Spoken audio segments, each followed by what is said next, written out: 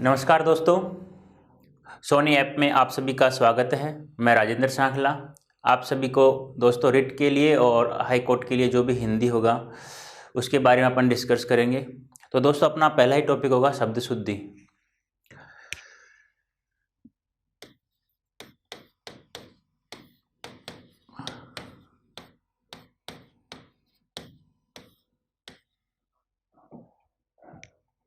हाँ दोस्तों, देखो शब्द शुद्धि से संबंधित कुछ नियम है। हमें सबसे पहले नियमों को जानना होगा। यदि हम लगभग नियम हमें समझ में आ गए तो लगभग शब्द शुद्धि का कोई भी शब्द 99% हमारा ठीक होगा। और कुछ शब्द ऐसे होते हैं जिनको हमें रटना होगा। ठीक है, तो पहला ही नियम है दोस्तों, किसी भी शब्द में ध्यान से सुनना बेटा, और नोटबुक के साथ साथ कलम भी साथ रखना है। जो बोलता हूँ साथ साथ भी लिख सकते हो आप। वैसे भी आपको स्क्रीनशॉट का समय दिया जाएगा, तब भी आप लिख सकते हो, या आप पॉज करके वीडियो को आप लिख सकते हो। ठीक है, लेकिन कलम और कॉपी साथ होनी चाहिए आपके। ठीक है, तो अच्छे से सुनना है, बिल्कुल नॉर्मल वे में। ऐसा कुछ भी नहीं है जो आपको समझ में नहीं आएगा। ठीक है बेटा, बिल्कुल नॉर्मल वे में लेना है और इतने अच्छे से समझ में आएगा, बहुत अच्छे से। जैसे किसी भी शब्द में किसी भी एक वर्ग के दो वर्ण हो। मैंने क्या कहा? किसी भी शब्द में किसी भी एक वर्ग के दो वर्ण हो। देखो हिंदी वर्णमाला में 5 वर्ग होते हैं। हिंदी वर्णमाला में कितने वर्ग होते हैं? 5। क वर्ग, च वर्ग, ट वर्ग, त वर्ग और प वर्ग। ये जो मैं लगा रहा हूं बेटा, ये इसे कहा जाता है पुनरुक्ति चिन्ह। क्या कहा जाता है? पुनरुक्ति चिन्ह।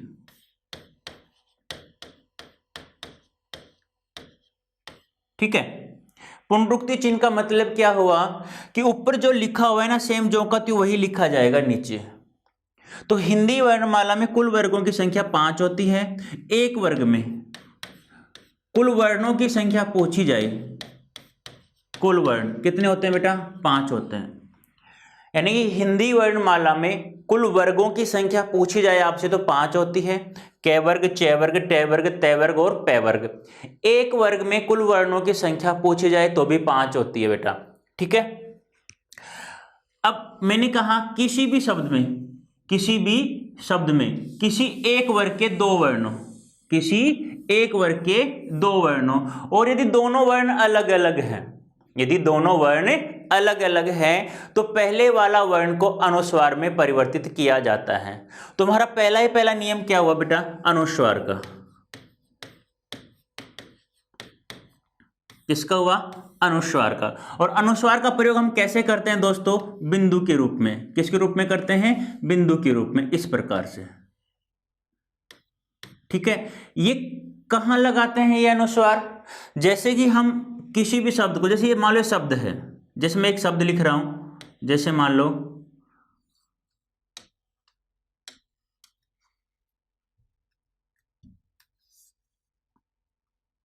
जैसे मैंने लिखा अंतर्गत।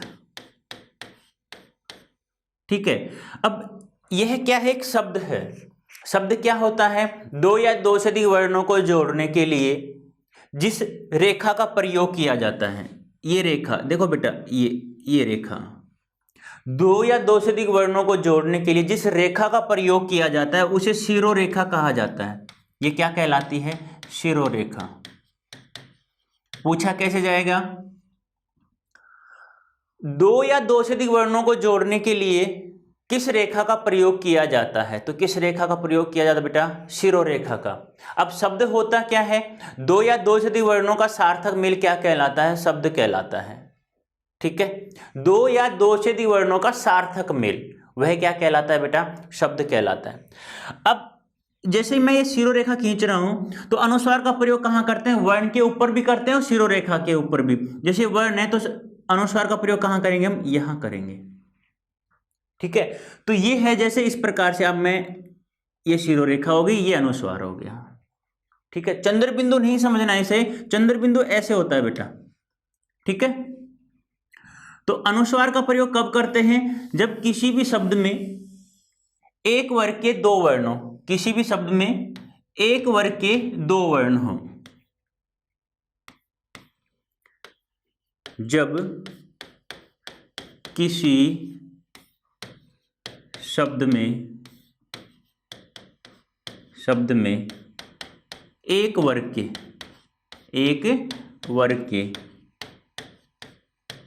दो वर्ण हो। ध्यान रखना बेटा, किसी शब्द में किसी एक वर्ग के होने चाहिए, एक वर्ग के दो वर्ण हो। यदि दोनों वर्ण अलग अलग हैं, यदि दोनों वर्ण अलग अलग हैं, तो पहले वाला वर्ण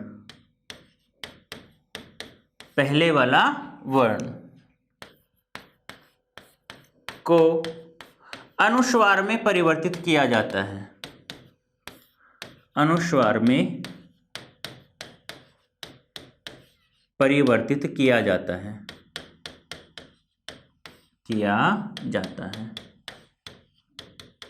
बात समझ में आई?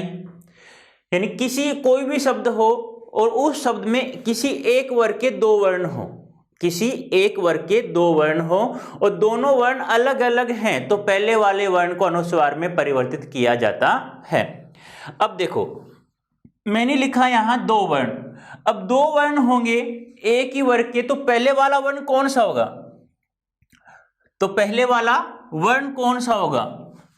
तो पहले वाला वर्ण कौन सा होता है बेटा? सदैव आपको क्या मिलेगा? क्या तो अंग मिलेगा, या मिलेगा ये, या मिलेगा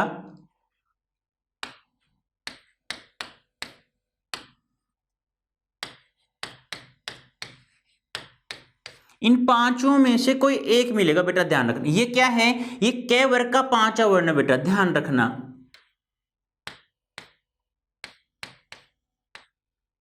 ठीक है, तो किसी भी शब्द में किसी एक वर्ग के दो वर्ण हो, दोनों वर्ण अलग अलग हैं, तो पहले वाला वर्ण को अनुस्वार में परिवर्तित किया जाता है।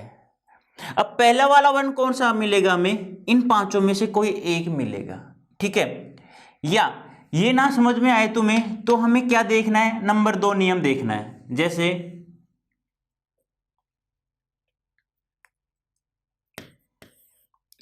किसी भी शब्द में अनुनासिक वर्ण स्वर रहित हो, किसी भी शब्द में अनुनासिक वर्ण स्वर रहित हो। अब ध्यान रखना, जो ये पांचों नियम है ना बेटा, इन पांचों को अनुनासिक कहा जाता है।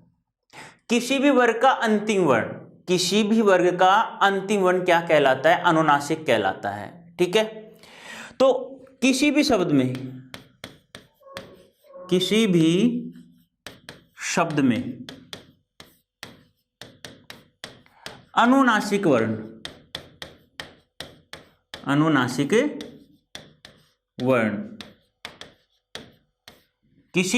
में अनुनासिक वर्ण स्वर रहित हो। जैसे स्वर रहित का मतलब क्या हुआ? हम लोग अपनी भाषा में क्या बोलते हैं? आधा वर्ण। क्या बोलते हैं बेटा? आधा वर्ण। तो आप यहां लिख भी सकते हो, नहीं समझ में आ रहा हो तो, स्वर रहित नहीं समझ में आ रहा हो तो आप लिख सकते हो आधा वर्ण। तो अनुनासिक वर्ण कैसा हो? स्वर रहित हो, तो उसे अनुस्वार में परिवर्तित किया जाता है। अनुस्वार में परिवर्तित किया जाता है। ठीक है, तो वही बात है, सेम। क्या तो आप इसे ध्यान रखना या आप इसे ध्यान रखना है। तो मैंने क्या कहा? जब किसी शब्द में किसी एक वर्ग के दो वर्ण हो, एक वर्ग के कितने वर्ण हो बेटा? दो वर्ण हो, और यदि दोनों वर्ण कैसे हैं? अलग अलग हैं। दोनों वर्ण कैसे हैं बेटा? अलग अलग हैं। तो पहले वाला वर्ण कौन सा वर्ण? पहले वाले वर्ण को किस में परिवर्तित किया जाता है बेटा? अनुस्वार में परिवर्तित किया जाता है। किस में परिवर्तित किया जाता है? अनुस्वार में परिवर्तित किया जाता है। ये ना देख पाओ तो ये देखना है हमें क्या? किसी भी शब्द में अनुनासिक वर्ण, कौन सा वर्ण बेटा? अनुनासिक वर्ण। और अनुनासिक वर्णों की संख्या कितनी होती है? 5 होती है बेटा। अनुनासिक वर्ण, यदि आपसे पूछा जाए कुल अनुनासिक वर्ण कितने होते हैं, कुल अनुनासिक वर्ण,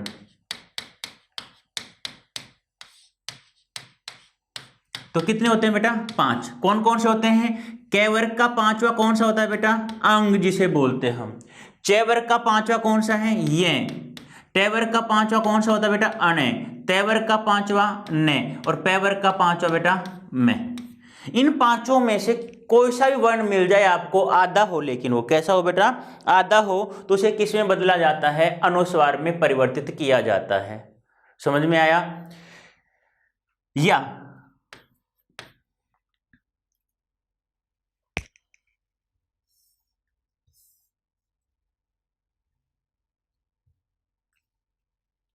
या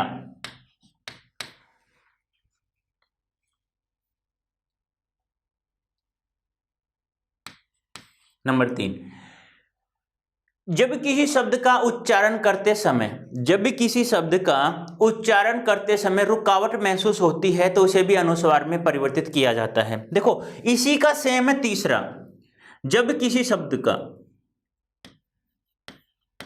जब किसी शब्द का उच्चारण करते समय, उच्चारण करते समय कोई रुकावट महसूस हो, कोई रुकावट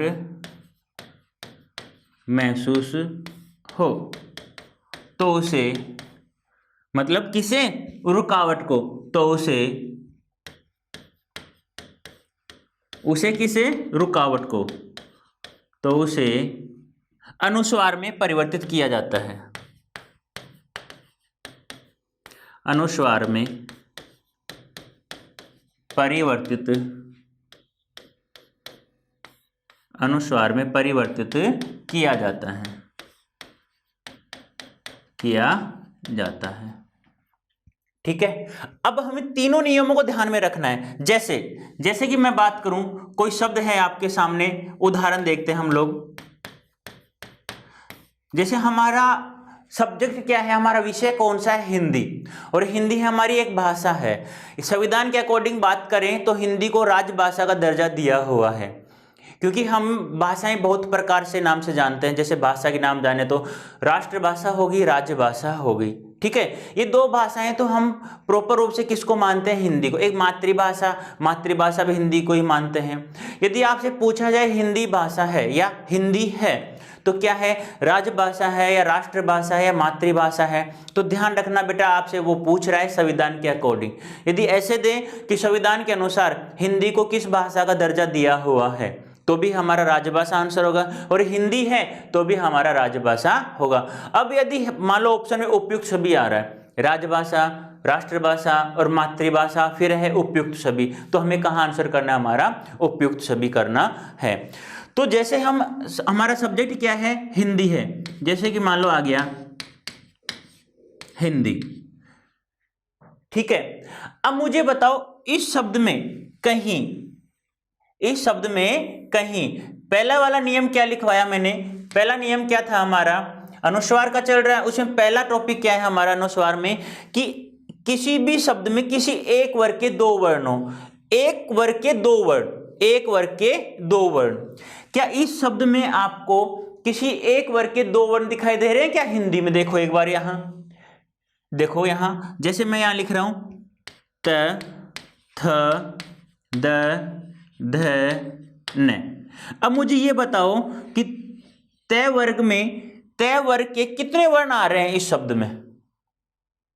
तो कितने आ रहे हैं? देखो एक तो दे रहा और एक न रहा, एक ये रहा और एक ये। मैंने कहा किसी भी शब्द में किसी एक वर्ग के कितने वर्ण हो बेटा? दो वर्ण हो। दो, एक वर्ग कौन सा वर्ग है? तय वर्ग है। और तय वर्ग के कितने वर्ण दिखाई दिए हमें? दो। और दोनों वर्ण कैसे हैं बेटा? अलग अलग हैं। यही बताया मैंने कि किसी भी एक शब्द में किसी एक वर्ग के दो वर्ण हो और दोनों वर्ण यदि कैसे हैं बेटा, अलग अलग हैं, तो पहले वाला वर्ण, कौन सा वर्ण बेटा, पहले वाला वर्ण किस में बदला जाता है, अनुस्वार में बदला जाता है। ठीक है, तो देख लो इधर तय वर्ग है, तय वर्ग एक तो न आ रहा है और एक द आ रहा है, दोनों वर्णों, एक वर्ग के दो वर्ण दिखाई दिए, दोनों वर्ण कैसे हैं, अलग अलग हैं, दोनों वर्ण कैसे हैं, अलग अलग हैं। तो मैंने कहा पहले वाले वर्ण को किस में बदला जाता है, अनुस्वार में बदला जाता है, बदल दिया अनुस्वार में। अब आपसे दोनों शब्द आ जाए एग्जाम में कि शुद्ध शब्द है, ए ऑप्शन ये है और बी ऑप्शन ये है, तो हमें कहां टिक करना है, अनुस्वार वाले पर टिक करना है हमें। बहुत बार पूछा जा चुका है और देवनागरी लिपि का नियम भी है। एक आलोचक था जिसका नाम था डॉक्टर श्याम सुंदर दास। डॉक्टर श्याम सुंदर दास ने क्या कहा था कि किसी भी शब्द में अनुनासिक वर्ण स्वर रहित तो हो तो उसे हमेशा अनुस्वार के रूप में प्रयोग करें। ठीक है, यदि आपके कभी आपको देवनागरी लिपि नियम पढ़ने का मौका मिले तो उसमें पढ़ना और उसमें देखना ऐसा लिखा हुआ है और देवनागरी लिपि का नियम माना। यदि दोनों, आप तो इतना ध्यान रखना है कि कोई हिंदी वर्णमाला के जो 5 वर्ग है, पांचों वर्गों में से कोई अंतिम वर्ण पांचवा है और वो आधा है, तो उसे बिना सोचे समझे आप किसे बदलोगे, अनुस्वार में बदलोगे और शुद्ध वही होगा। नंबर 2 नियम देखो। नंबर 2 क्या है कि किसी भी शब्द में अनुनासिक वर्ण, किसी भी शब्द में अनुनासिक वर्ण, अनुनासिक वर्ण कैसा हो, स्वर रहित हो। कैसा हो बेटा, स्वर रहित हो, अर्थात कैसा हो, आधा वर्ण हो। कौन सा वर्ण, अनुनासिक वर्ण। कौन सा वर्ण, अनुनासिक वर्ण कैसा हो, किसी भी शब्द में आधा हो, किसी भी शब्द में अनुनासिक वर्ण कैसा हो, आधा हो, अर्थात स्वर रहित हो, तो उसे किस में बदला जाता है बेटा, अनुस्वार में बदला जाता है। अब देखो इस शब्द में कहीं आपको आधा वर्ण दिखाई दे रहा है क्या, अनुनासिक वर्ण। अनुनासिक वर्ण कौन सा वर्ण होता है, किसी वर्ग का अंतिम वर्ण, किसी भी वर्ग का अंतिम वर्ण क्या कहलाता है, अनुनासिक वर्ण कहलाता है। ठीक है, मैंने लिखा भी होगा कि अनुनासिक वर्ण कौन कौन से होते हैं, देख लो। अनुनासिक वर्ण, कुल अनुनासिक वर्णों की संख्या 5 होती है और ये आपके पांचों के पांचों अनुनासिक वर्ण हैं। इनमें से कोई सा भी आपको किसी भी शब्द में दिखाई दे और आधा हो तो उसे किस में बदला जाता है, अनुस्वार में परिवर्तित किया जाता है। तो हिंदी शब्द में कौन सा वर्ण है, न है, तय वर्ग का 5वां है और आधा है, तो उसे किस में बदल दिया हमने, अनुस्वार में बदल दिया। ठीक है, नंबर 3 नियम देखो। जब किसी शब्द का उच्चारण करते समय, क्या करते समय बेटा, उच्चारण करते समय क्या महसूस हो, रुकावट महसूस हो, और रुकावट को किस में बदला जाता है, अनुस्वार में बदला जाता है। किस में बदला जाता है, अनुस्वार में बदला जाता है। बोल के देखो, हिंदी हिंदी हिंदी। न को नहीं बोलोगे, रुकावट नहीं करना चाहते तो आप कैसे आवाज आएगी आपकी, हिदी हिदी हिदी हिदी हिदी, तो आपका क्या हो जाएगा, गलत हो जाएगा वो। ठीक है, जैसे और एग्जाम्पल देखते हैं हम लोग। जैसे कि मान लो शब्द आ गया, अब जो शब्द मैं लिख रहा हूं एग्जाम में एक बार नहीं कम से कम 10 बार तो वो रिपीट हो चुका है। ये शब्द आ गया। अब इसमें मुझे बताओ कि आप लोगों को किसी एक वर्ग के 2 वर्ण दिखाई दे रहे हैं क्या,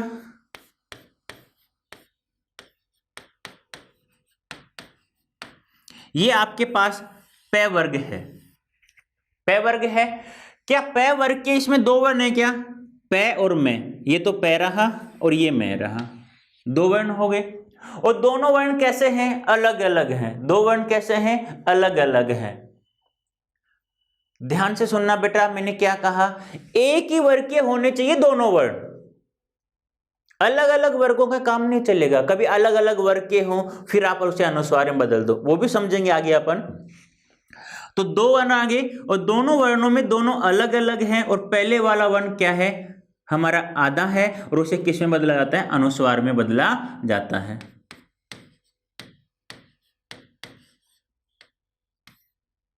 अब आपका शुद्ध कौन सा है बेटा, अनुस्वार वाला शुद्ध है। ध्यान रखना बेटा, यदि एक ही शब्द में एक ही वर्ग के दो वर्ण होते हैं, दोनों अलग अलग होते हैं, तो पहले वाले वर्ण सदैव सदैव किस में बदला जाता है? अनुस्वार में। और पहला वाला वर्ण ये भी कन्फर्म है कि किसी वर्ग का अंतिम वर्ण ही होगा, अर्थात अनुनासिक वर्ण ही होगा।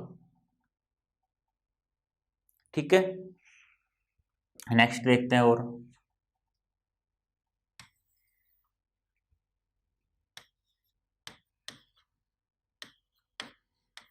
क्या है? इंद्र।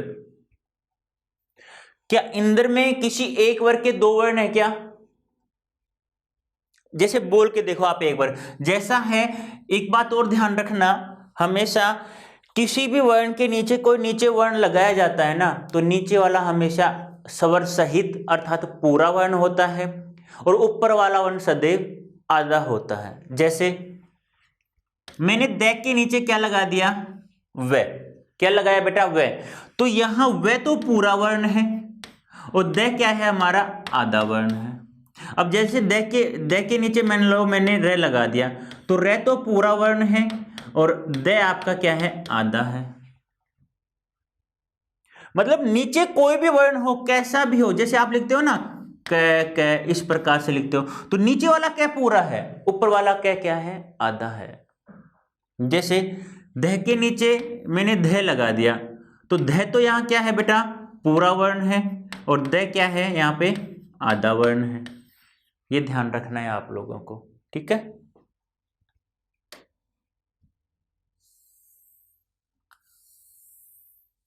हाँ। तो बेटा मैंने क्या कह रहा था कि इंद्र शब्द में कोई दो वर्ण है क्या? देखो एक ही वर्ण किया गया, दो वर्ण, त थ द ध न आ रहा है, ये रहा न, द आ रहा है, ये द रहा। तो दोनों वर्ण अलग अलग हैं, तो पहले वाला किस में बदलेंगे? अनुस्वार में बदलेंगे। तो क्या हो जाएगा? शुद्ध कौन सा है? अब ये अनुस्वार वाला। ठीक है बेटा, और देखते हैं। अब देखो, ये तो हो गया पहले वाले नियम की बात हो गई। ठीक है, दूसरा मैंने क्या लिखाया कि किसी भी शब्द में अनुनासिक वर्ण कैसा हो? स्वर रहित हो। अब इसमें देखो इंद्र में क्या अनुनासिक वर्ण आ रहा है कहीं? नहीं, अनुनासिक वर्ण है और आधा आ रहा है। यहां अनुनासिक वर्ण देखो, यहां क्या है? मैं। यहां मैं क्या है? आधा है, और अनुनासिक वर्ण है, तो उसे किससे बदला जाता है? अनुस्वार में बदला जाता है। ठीक है, तीसरा वाला देख लो कि बोलते समय क्या महसूस हो? रुकावट हो, यानी उच्चारण करते समय क्या होनी चाहिए? रुकावट महसूस होनी चाहिए। ठीक है, तो उसे किसमें बदला जाता है? अनुस्वार में। देखो बोल के देखो, इन रुकते हैं नहीं रुकते? नहीं रुकेंगे तो क्या होगा? इधर इधर इधर इधर, और रुकेंगे तो क्या होगा? इंदर इंदर इंदर। इस प्रकार से अने ने जो दिखाई दे रहा है वो ने की आवाज आएगी और रुकावट महसूस होगी उससे। ठीक है बेटा, तो आपको ध्यान रखना है, कुछ ही नहीं करना, केवल पांचवा वर्ण देखना है। ठीक है, जैसे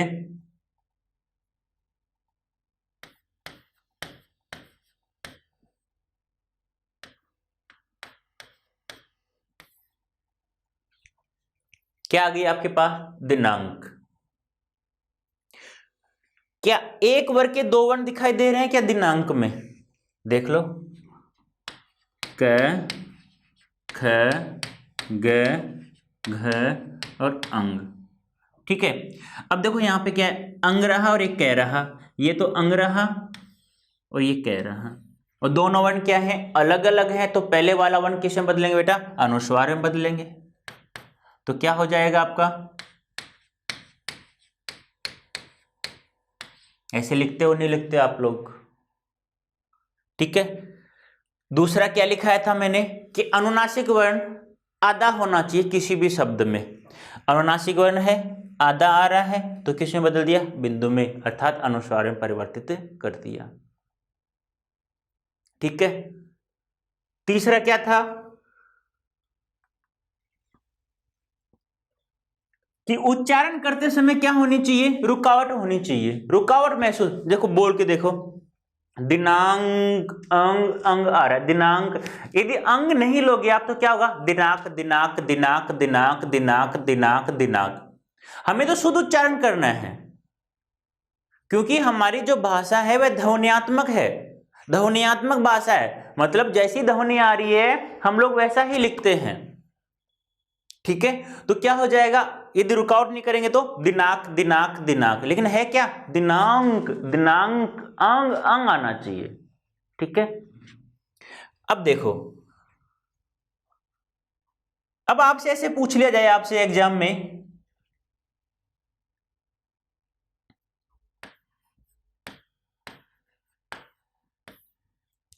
मंजू शब्द में मैं के ऊपर जो अनुस्वार है वह कौन सा वर्ण है। और अनुस्वार आप लोगों को पता है कि 5 वर्ण होते हैं, 5 वर्णों का अनुस्वार में बदला जाता है। कौन कौन से, एक तो होता है आपके पास अंग, ये, अने, ने और मैं। इन 5 में से, चलो एग्जाम में तो आपके पास चलो 4 ऑप्शन मिलते हैं, यहां मान लो आप 5 ऑप्शन है आपके पास। ठीक है, और ऐसा पूछा जाए आपसे कि मंजू शब्द में मैं के ऊपर जो अनुस्वार है या बिंदु है वह कौन सा वर्ण है, बताओ आप लोग, मुझे सोचो एक बार, कौन सा, इन 5 में से कौन सा है। चलो मैं इसका नंबर दे देता हूं, ये 1 नंबर, 2, 3, 4 और 5 नंबर। अब आप लोगों को बताना है कि इसमें से, इन 5 में से कौन सा वर्ण है मंजू के ऊपर।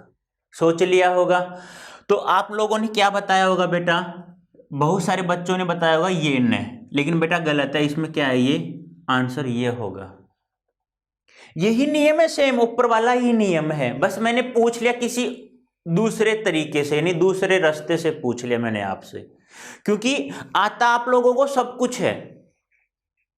इतना मानता हूं कि एक बार जब पढ़ा देते हैं ना हम लोग, तो ऐसा कुछ चीज बचती नहीं है, लेकिन बस तुम्हें कितना दिमाग में घुसती है उसकी आपके ऊपर निर्भर करता है कि तुम्हारे दिमाग में कितना घुसा है जो सर ने बताया है। हाँ, मैं आपसे कह रहा हूं कि जैसे मैं शब्द शुद्धि तुम्हें पढ़ा रहा हूं, मैं तुम्हें जितने नियम लिखवाऊं उन नियमों को यदि आप अपने दिमाग में रखते हो तो बेटा शायद कोई शब्द ऐसा मिलेगा नहीं जो आपका गलत होगा।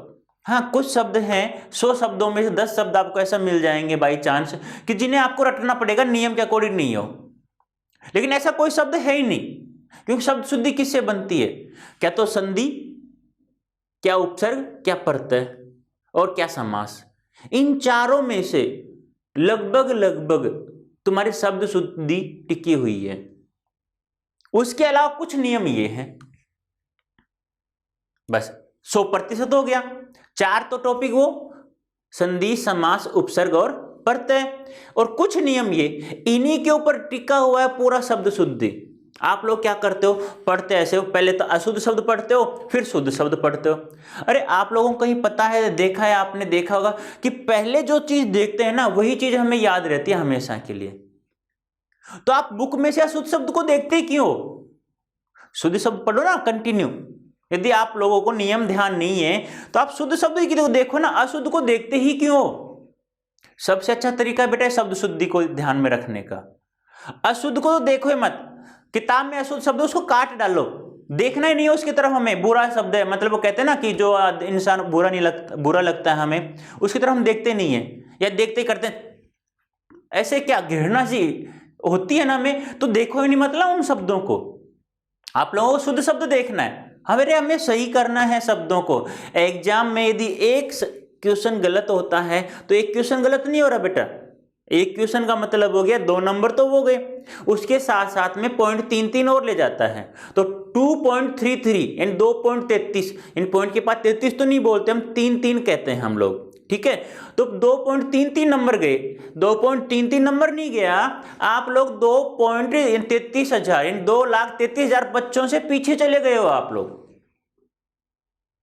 और हमारा उद्देश्य क्या है, आप लोगों को ऑनलाइन क्लास है, यानी सोनी ऐप जो आप लोगों को इतनी अच्छी कक्षाएं दे रहा है, इसका मतलब ही क्या है, क्योंकि सोनी ऐप का उद्देश्य यही है कि बच्चों का एग्जाम में कोई क्वेश्चन गलत न हो। समझ में आ रहा है मेरा कहने का मतलब क्या है, कि ऐसे ऐसे आप लोगों का अध्यापक है जिन्हें कम से कम 7 से 15 साल का एक्सपीरियंस है यहाँ। और आप लोगों का ऐसा कोई क्वेश्चन नहीं होगा जो बाहर चला जाएगा। बस आपको तो देखना है, अच्छे से समझना है, लिखना है हमें। कुछ जैसे बातें मैंने बोर्ड पे लिखी, दो या दो से अधिक शब्दों को जोड़ने के लिए सिरो रेखा का प्रयोग करते हैं। क्या आपने उसे नोट किया? अब जिन्होंने नोट किया है वो बच्चा आगे निकल जाएगा, और जिन्होंने नोट नहीं किया वो सोचेगा कि पता नहीं सर ने क्या लिखाया था, खोरोगे इस प्रकार से, एग्जाम में आ गया दो या दो से अधिक वर्णों को जोड़ने के लिए किस रेखा का प्रयोग करते हैं। अरे सर ने बताया था, क्या बताया था? और जिन्होंने लिखा था, क्योंकि प्रत्येक चीज लिखने वाली नहीं है, आप लोगों को लिखना है। इसलिए तो मैंने कहा आप दोस्तों कि नोटबुक के साथ साथ एक कलम भी रखा करो, जो बहुत काम आती है। आपने फिल्म में भी देखी होगी कि कलम में ताकत होती है। कलम में क्या होती है? ताकत होती है। और ताकत कौन सी? जरूरी नहीं है बुझाव में ताकत हो। अरे जो लिखा है वो दिमाग में है, वही ताकत है हमारी। बलवान होने से ताकत नहीं है, दिमाग होना चाहिए। जितना पढ़ाया जाए उतना दिमाग में होना चाहिए। बस जॉब मिल गई तो आपका ताकत आ गई, पैसा आ गया, पैसे से क्या बनती है? ताकत बनती है। तो अब यहां कुछ नहीं करना, यहां क्या करना है, जो शब्द है ना, शब्द में देखो किस वर्ण के ऊपर अनुस्वार लगा हुआ है।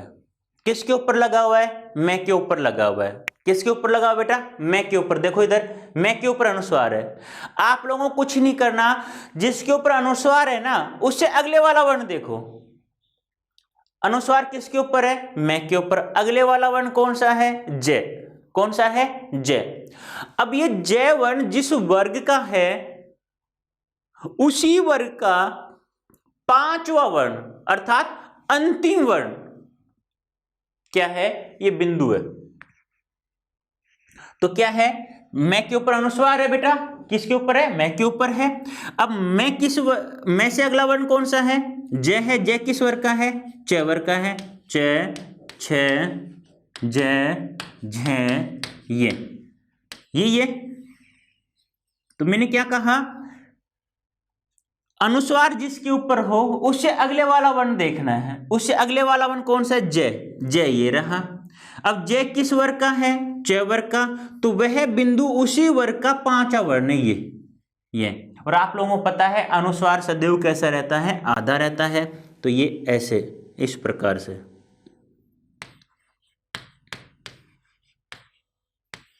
आपने कभी लिखा है कैसा? देखा है क्या किसी ने? मतलब किसी का नाम भी मंजू है ना, वो भी नहीं लिखती मंजू ऐसे, तो वो भी कैसे लिखती है? इस प्रकार से। जो गलत नहीं है बेटा, गलत है ये मान लो।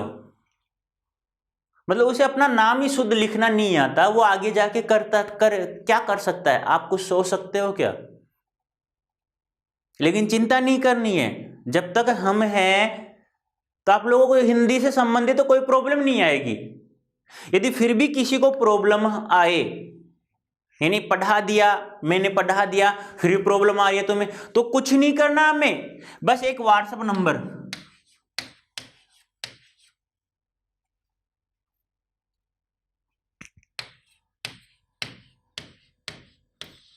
ये ध्यान रखना है आप लोगों। या कमेंट बॉक्स में भी आप लोग लिख सकते हो। कमेंट बॉक्स में भी चलो ठीक है कि हमें पढ़ने में समय लग गया और आपको तुरंत क्या चाहिए? आंसर चाहिए। तो कुछ नहीं करना, 9929936360 ये मेरा नंबर है। मेरा नाम राजेंद्र सांखला है। आप लोगों को जैसे ही आप लोग, और हाँ, एक समय में एक क्वेश्चन ही टाइप करके व्हाट्सएप करना है आप लोगों को। आपको 10 घंटे के अंदर अंदर, जब भी मैं व्हाट्सएप चेक करूंगा, इतना समय तो नहीं होता, शाम को चेक कर पाते हम, यदि बीच में समय मिलता तब भी चेक कर लिया तो तुरंत आपको आंसर मिलेगा उसका। वरना शाम को 10 बजे से पहले पहले तो आपको आंसर मिल जाएगा। एक समय में एक क्वेश्चन टाइप करना, ऐसा नहीं है पूरा पेज ही हमने लिख करके सर के पास भेज दिया। सर को इतना समय मिलता ही नहीं है बेटा। सुबह 7 बजे से क्लास लेना शुरू करते हैं, शाम को 7-8 बज जाते हैं। बीच में किसी कारण रेस्ट मिल जाती है, मान लो कोई टीचर आ गया, उनका कुछ सिलेबस बाकी है तो ठीक है, हमें कुछ समय मिल गया, उस समय आपका आंसर दे दिया। ठीक है, तो आपको ज्यादा दिक्कत नहीं आएगी। आप लोग बस ये नंबर ध्यान रखिए, व्हाट्सएप नंबर है। और हाँ, कोई कॉल नहीं करेगा बेटा, ठीक है? तो आपको तुरंत आंसर मिलेगा। और बोलो हम आपके लिए क्या कर सकते हैं। कमेंट बॉक्स में भी आप लिख सकते हो, और यहाँ मैं अपना स्वयं का पर्सनल नंबर दिया है तुम्हें, व्हाट्सएप नंबर, यहाँ से भी आप क्वेश्चन पुटअप करो, आपको आंसर तुरंत मिलेगा एक्सप्लेनेशन सहित। ठीक है बेटा, तो आपको ध्यान रखना ये चीजें। नेक्स्ट देखो, तो मंजू शब्द में के ऊपर जो अनुस्वार है वह कौन सा वर्ण है बेटा, वह च वर्ग का पांचवा वर्ण है। च वर्ग का कौन सा वर्ण है, पांचवा वर्ण है। ठीक है, तो ये है वो। अब देख लो मैंने क्या कहा, किसी भी शब्द में, किसी भी शब्द में किसी एक वर्ग के कितने वर्ण हो, दो। किसी भी शब्द में किसी एक वर्ग के कितने वर्ण हो, दो। और दोनों वर्ण यदि अलग अलग हैं तो पहले वाला किस में बदला जाता है, अनुस्वार में बदला जाता है। ठीक है, अब देखो ये च वर्ग है, च वर्ग का एक तो ज आ रहा, एक ये आ रहा, एक तो ये आ रहा और एक जे आ रहा। एक शब्द में दो वर्ण मिल गए हमें। अब दोनों वर्ण कैसे हैं, अलग अलग हैं, तो पहले वाला किसमें बदला, हमने अनुस्वार में बदल दिया। कोई दिक्कत है नहीं। दूसरा क्या था, या करके मैंने लिखा था ना, वो भी समझा रहा हूं कि या सर आप एक ही नियम बता देते, हमें काम चल जाता, तीनों क्यों पढ़ते हैं हम लोग। क्योंकि आप लोग क्या करते हो, सर शॉर्ट ट्रिक्स बताओ ना इसकी। अरे बेटा शॉर्ट ट्रिक्स किसी चीज का नहीं होता है, आपको लॉन्ग टाइम में, चलो ठीक है आपकी नौकरी लग गई, मैं आपसे कह रहा हूं कि आप 40 साल नौकरी करोगे, 20 साल की सैलरी ले लो ना, आप ले लोगे क्या। शॉर्ट तो वही होता है, उससे भी शॉर्ट करें तो 10 साल की, उससे भी शॉर्ट करें 5 साल की सैलरी से काम चल जाएगा लाइफ में, नहीं। तो शॉर्ट तरीका किसी चीज का नहीं होता बेटा। वो भी बात करेंगे कि मैंने तीनों क्यों लिखा है, वो अभी तो कुछ और लिखूंगा इसी नियम के अंतर्गत जो आपके एग्जाम में पूछा जाता है। क्योंकि आजकल ऐसा क्वेश्चन नहीं आता कि निम्नलिखित में से सही शब्द कौन सा है, बहुत कम चांस है। आज के वर्तमान समय में कैसे क्वेश्चन आ रहे हैं कि इससे संबंधित कौन सा कथन गलत है, 3 तो सही आएंगे और एक क्या होगा आपका गलत होगा। ठीक है, आगे बात करेंगे उसकी। अब कुछ शब्द और देखते हैं हम लोग। जैसे शब्द आ गया आपके पास अंक, ये तो समझ में आ गया ना आप लोगों को कि पहला तो क्या था, दो वर्ण हो एक वर्ग के, दोनों वर्ण अलग अलग है तो अनुस्वार में बदलते हैं। नंबर 2 की बात क्या थी कि अनुनासिक वर्ण स्वर रहित हो अर्थात आधा हो तो अनुनासिक वर्ण आधा आ रहा है ये। तीसरा क्या था कि बोलते समय रुकावट महसूस हो तो रुकावट को किसमें बदला जाता है, अनुस्वार में बदला जाता है। तो बोल के देख लो, मंजू मंजू मंजू। यदि हम रुकावट नहीं करेंगे तो क्या करेंगे, मजू मजू मजू मजू, लेकिन है क्या वो मंजू मंजू, नहीं है, ये है मंजू। अमन ने जू बोलोगे जबरदस्ती तो आपकी, क्योंकि मैंने क्या कहा कि जो हमारी भाषा हिंदी वह ध्वन्यात्मक भाषा है। ध्वन्यात्मक मतलब ध्वनि जैसी निकलती है वैसा ही हम लोग लिखते हैं। ध्वनि में और जो लिखने में हमारी समान रूपता है, अलग अलग नहीं है, जैसा बोलते हैं हम वैसा ही लिखते हैं। ठीक है, तो अब आगे सामने आ गया अंक। अंक के ऊपर मैंने ए के ऊपर क्या लगा दिया, अनुस्वार लगा दिया।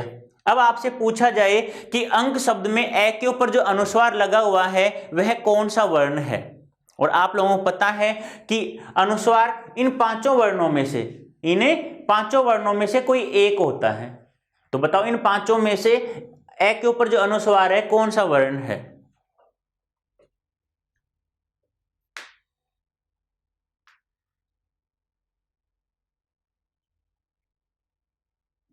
कुछ नहीं करना, वापस सुनो, क्या करना है हमें, जिसके ऊपर अनुस्वार है उससे अगले वाला वर्ण देखना है। जिसके ऊपर अनुस्वार है उससे अगले वाला वर्ण देखना है हम लोगों को। ठीक है, जो अगले वाला वर्ण जिस वर्ग का है उसका 5वां वर्ण अर्थात अंतिम वर्ण वह बिंदु है। अब बिंदु किसके ऊपर है, ए के ऊपर है। अगला वर्ण कौन सा है, कै। तो कै वर्ग का किस वर्ग का है, कै एक स्वयं वर्ग है।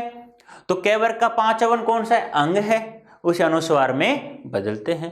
जैसे अब देख लो, कै,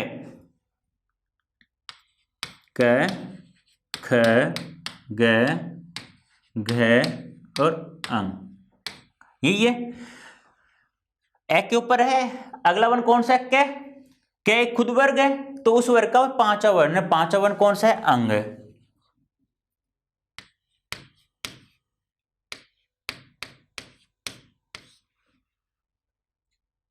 अब आ जाओ वही नियम। पहला नियम क्या था, एक वर्ग के दो वर्ण हो, दो वर्ण है कै और अंग, कै और अंग। पहला वाला दोनों अलग अलग हैं तो पहले वाला किस में बदलते हैं, अनुस्वार में, तो अंग को किस में बदल दिया, अनुस्वार में बदल दिया। दूसरा नियम क्या लिखाया था मैंने, याद करो कि किसी भी शब्द में अनुनासिक वर्ण, किसी भी शब्द में अनुनासिक वर्ण, ये पांचों में से कोई सा भी और आधा हो, स्वर रहित हो, तो उसे किस में बदला जाता है, अनुस्वार में।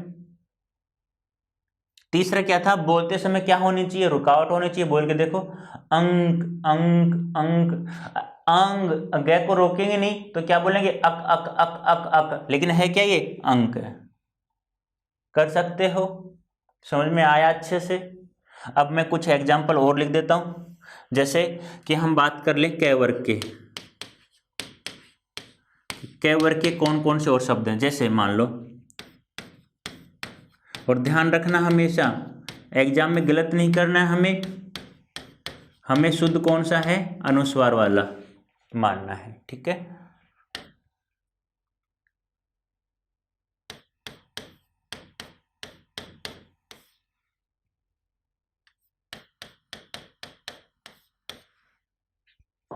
जैसे च वर्ग के देख लेते हैं कुछ,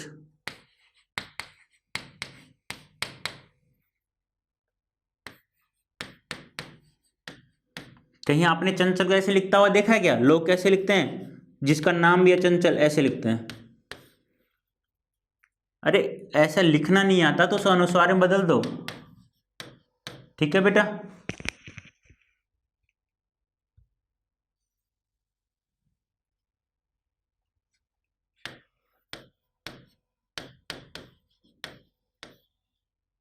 अनुस्वार वाला शुद्ध बेटा ध्यान रखना है।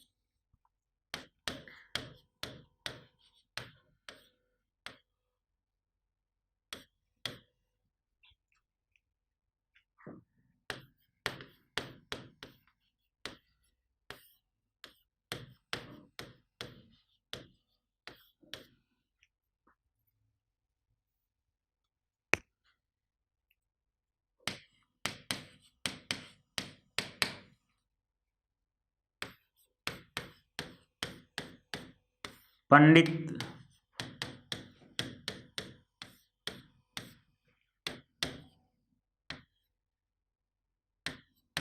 अंडा,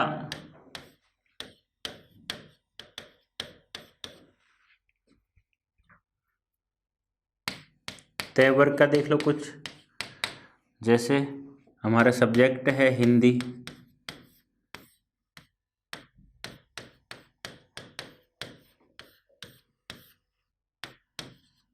अभी समझाया था मैंने इंदर,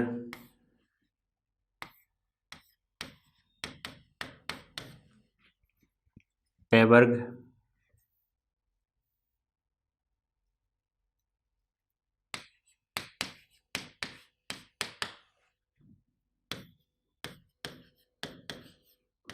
ये बेटा ध्यान रखना, दंपति को बहुत बार एग्जाम में आ गया ये,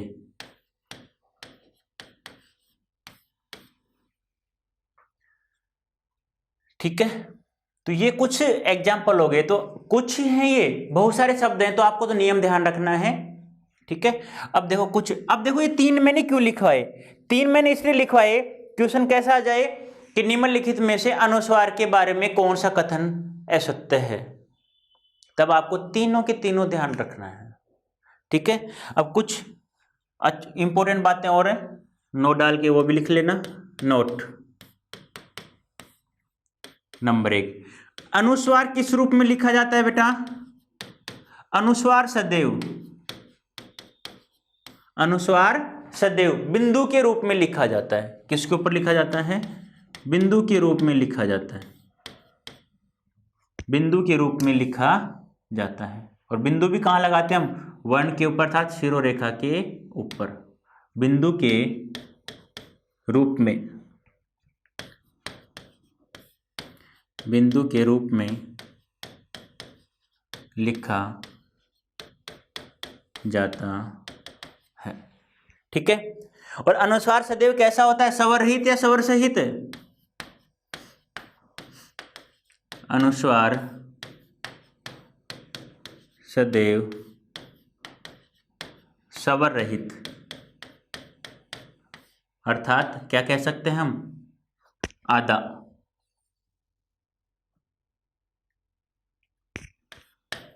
अनुस्वार सदैव कैसा रहता है, अनुस्वार सदैव स्वर रहित रहता है या होता है।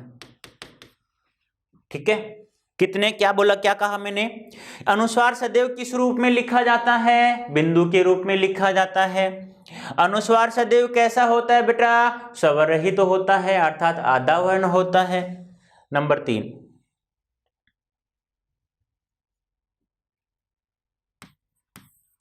आप लोग बताओ,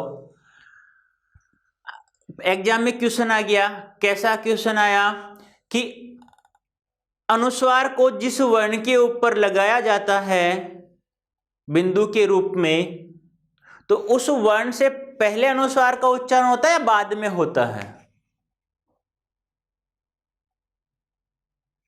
यानी जिस वर्ण के ऊपर बिंदु लगती है उसके बाद में उच्चारण होगा अनुस्वार का या पहले उच्चारण होगा, सोचो और मुझे बताओ। नंबर 3, जिस वर्ण के ऊपर अनुस्वार,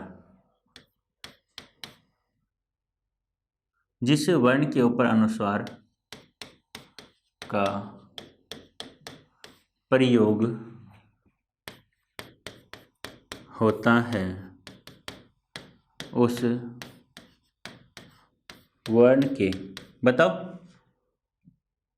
तो अब तो समझ गए होंगे, के लग गया इसका मतलब बाद, पहले होता तो से, उस वर्ण से पहले, लेकिन लगता उच्चारण कब होता है, बाद में, उस वर्ण के बाद अनुस्वार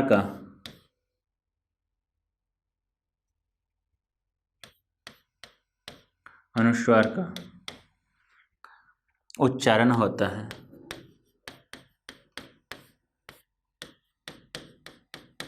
उच्चारण होता है।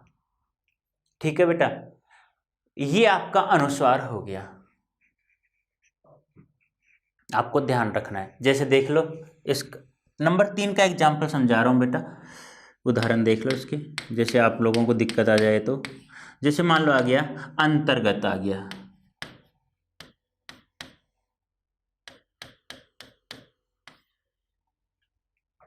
पहले तो आप लोग बताओ मुझे, ए के ऊपर जो अनुस्वार है वह कौन सा वर्ण है, कै वर्ग का पांचवा है, च वर्ग का पांचवा है, टे वर्ग का पांचवा है, तय वर्ग का पांचवा है या पै वर्ग का पांचवा है, ये अनुस्वार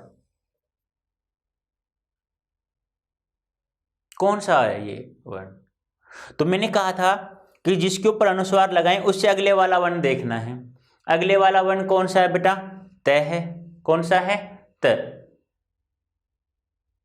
तय एक वर्ग है तो उसका पांचवा वर्ण है वो बिंदु। ठीक है, यानी जिस वर्ग का अगला वर्ण होता है उसका पांचवा वर्ण है, तो बिंदु कौन सा वर्ण है, ये है।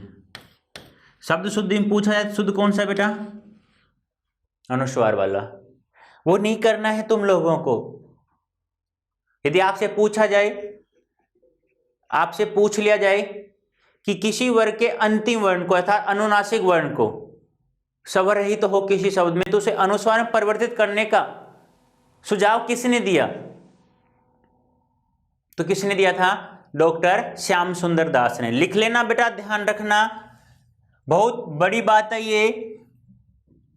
यानी कि जो एमए करता है ना हिंदी से, जिसको साहित्य के बारे में नॉलेज है, वही बच्चा इस बात को जानता है। आप लोगों को इतना ही पता रहता है कि पांचवा वर्ण अनुनासिक है, स्वर रहित है अर्थात आधा है, तो उसे बिंदु में बदलते हैं, अनुस्वार में बदलते हैं। लेकिन आपसे पूछ लिया जाए कि इस अनुस्वार को यानी पांचवें वर्ण को, यानी कि ये पांचों वर्ण किसी भी शब्द में हो, इन्हें क्या कहा जाता है, अनुनासिक वर्ण। क्या कहा जाता है, अनुनासिक वर्ण। कैसे हैं, स्वर रहित, मीन्स स्वर रहित यानी आधा, स्वर रहित यानी आधा।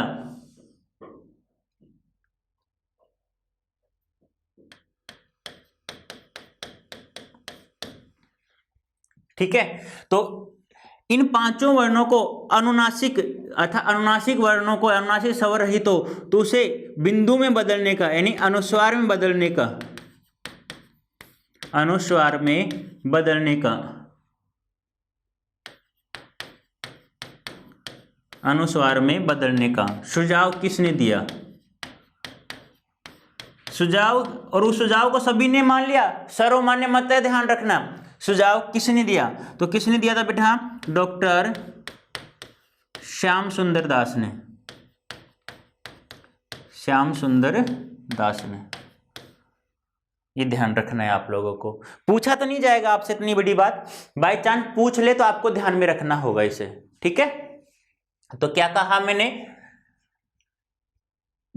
जिसके ऊपर अनुस्वार लगता है उसके बाद में, ये ध्यान रखना बेटा, उस वर्ण के बाद में, उस वर्ण के बाद अनुस्वार का क्या होता है बेटा? उच्चारण होता है। ये ध्यान रखना है आप लोगों को, ठीक है। ये आपका अनुस्वार यानी कि अनुनासिक वर्ण का। चलो एक बात और बताओ मुझे, इसी में आपसे पूछ लिया जाए कि अनुनासिक वर्ण किसे कहते हैं। चलो दो परिभाषाएं बता रहा हूं, आपको आंसर देना है। अनुनासिक वर्ण किसे कहते हैं? किसी भी वर्ण का उच्चारण करते समय प्राणवायु या ध्वनि बोलते हैं ना, जो बाहर पेट से निकलती है, मुंह से बाहर आती है, इस प्रकार से। तो किसी वर्ण का उच्चारण करते समय ध्वनि या प्राणवायु नाक से निकलती है, उसे अनुस्वार कहते हैं, अनुनासिक वर्ण कहते हैं। या केवल ध्वनि कहां से निकले? नाक से। B option. जिस वर्ण का उच्चारण करते समय प्राणवायु या ध्वनि मुंह के साथ साथ नाक से निकले, उसे अनुनासिक कहते हैं। तो किसे कहते हैं अनुनासिक? ध्वनि बाहर नाक से निकलती है अनुनासिक वर्ण का उच्चारण करते समय, या मुंह के साथ साथ नाक से निकलती है।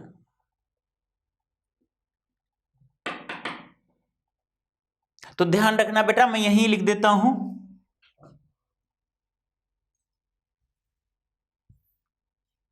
कि अनुनासिक वर्ण, अनुनासिक वर्ण में क्या होता है? जिस वर्ण का उच्चारण करते समय मुंह के साथ साथ नाक से भी ध्वनि निकले। क्या कहा मैंने? मुंह के साथ साथ, मुंह के साथ साथ नाक से भी क्या निकले? ध्वनि निकले।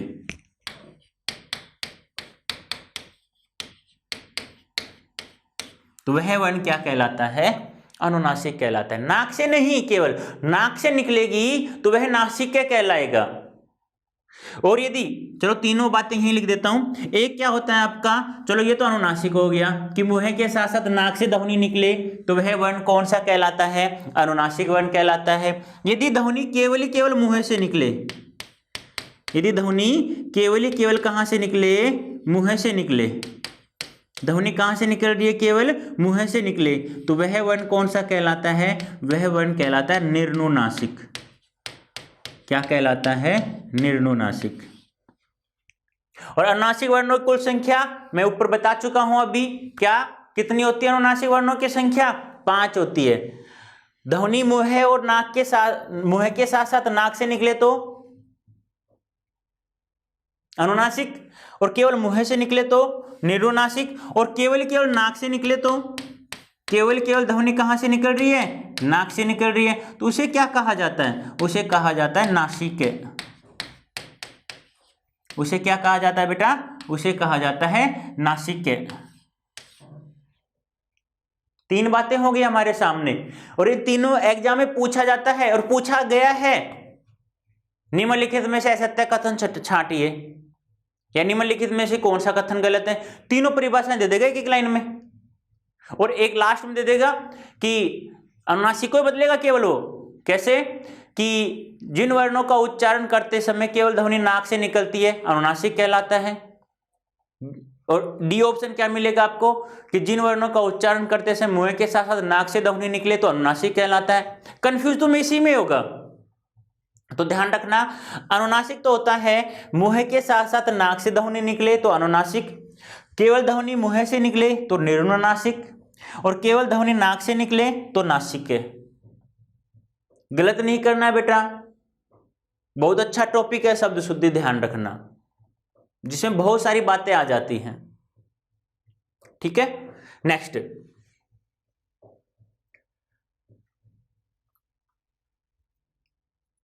नंबर 2 देखो अनुस्वार का ही। पहला तो क्या था कि अनुनासिक वर्ण वाला हो गया। अब दूसरी बात देखो, किसी भी शब्द में सम उपसर्ग है, किसी भी शब्द में सम उपसर्ग है और उससे आगे क्या आ जाए, ये रे ले व श आ जाए, तो मैं सदैव अनुस्वार के रूप में लिखा जाता है। मैं सदैव किस रूप में लिखा जाता है, अनुस्वार के रूप में। क्या कहा मैंने,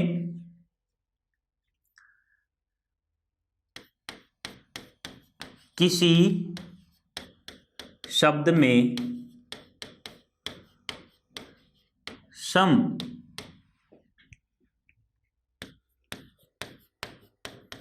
उपसर्ग हो और सम उपसर्ग हो और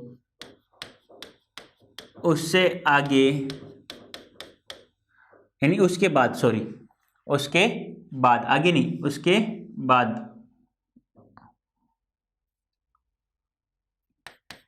उसके बाद ये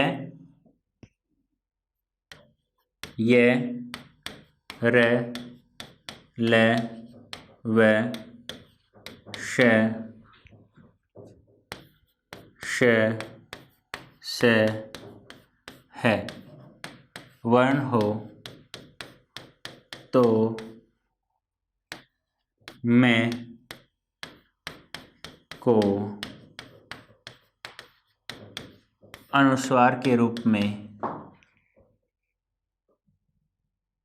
अनुस्वार के रूप में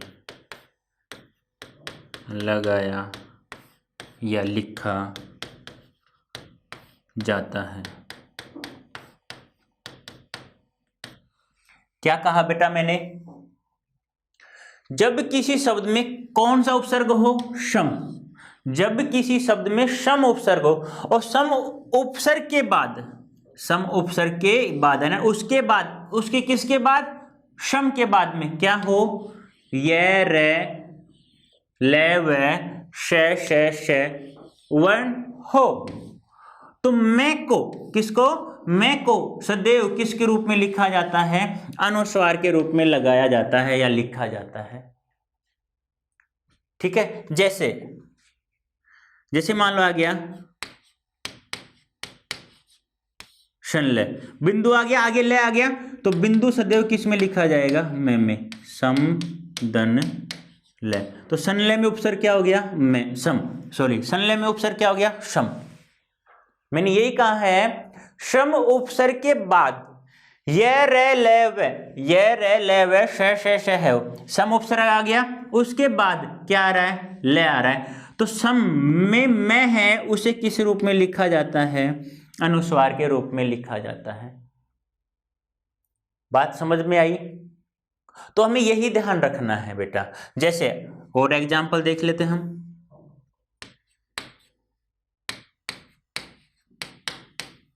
संरक्षक आ गया, तो संरक्षक में उपसर्ग क्या है, सम धन रक्षक,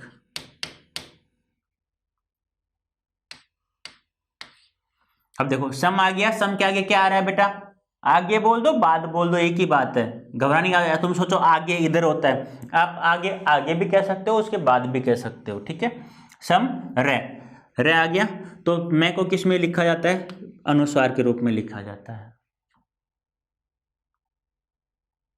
ठीक है, तो आपको घबराने की तो बिल्कुल आवश्यकता ही नहीं है, नियम बता रहा हूं बेटा, नियम को साथ साथ लिखना है और ध्यान रखना है बस एग्जाम में। ठीक है, इस प्रकार से इनको ध्यान में रखना है आप लोगों को। ये हो गया नंबर 2 अनुस्वार के रूप में।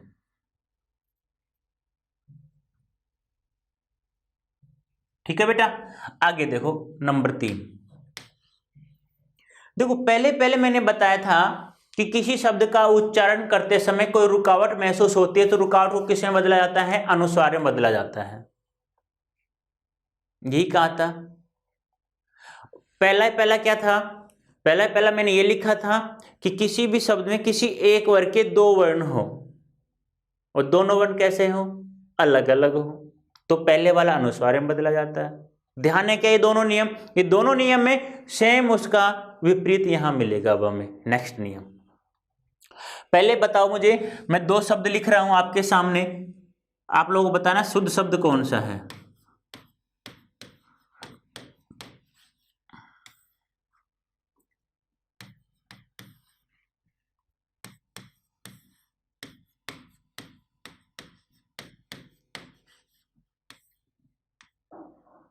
इन दोनों में बताना है मुझे आप लोगों को शुद्ध शब्द कौन सा है। ठीक है, तो आप लोगों ने लगभग बच्चों ने कहां टिक किया है बेटा, यहां टिक किया है, लेकिन ये क्या है, गलत है, और ये क्या है बेटा आपका सही है। ये कैसे सही है वो समझते हैं अब हम। तो मैंने क्या कहा कि पहला नियम क्या था, दो वर्ण और दोनों वर्ण कैसे हो, अलग अलग। अब दोनों वर्ण समान हो तो क्या होगा, तो समझो, जब किसी शब्द में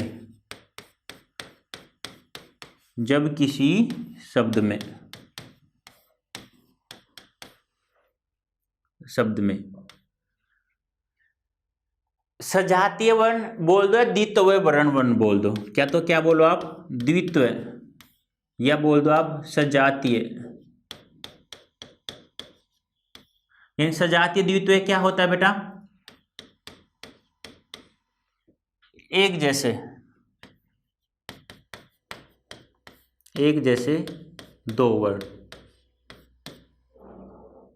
वही बात है, जब किसी शब्द में द्वित्वय वर्ण या सजातीय वर्ण या एक जैसे दो वर्ण हो तो कोई सा वर्ण अनुस्वार में परिवर्तित नहीं होगा। अर्थात पहले वाले का उल्टा कर दो कि जब किसी शब्द में किसी एक वर्ग के दो वर्ण और दोनों वर्ण समान है तो कोई सा वर्ण अनुस्वार में परिवर्तित नहीं होगा।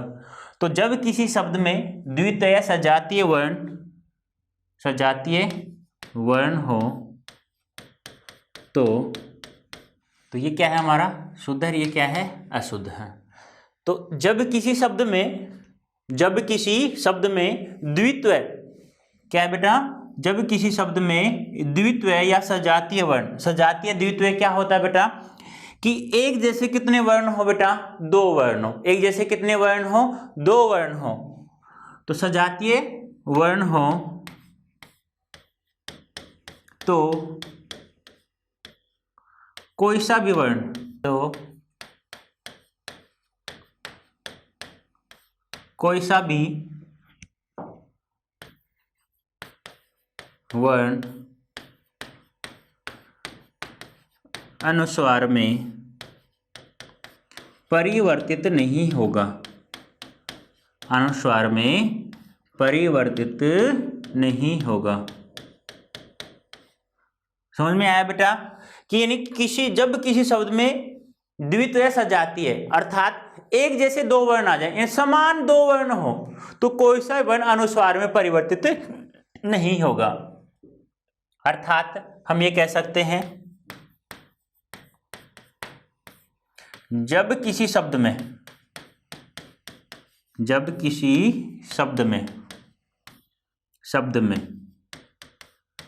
किसी एक वर्ग के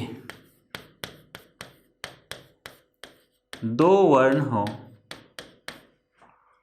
किसी एक वर्ग के दो वर्ण हो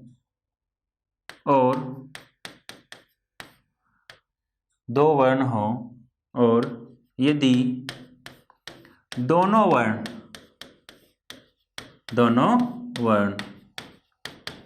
समान हैं, तो कोई सा भी वर्ण अनुस्वार में परिवर्तित नहीं होगा, अनुस्वार में परिवर्तित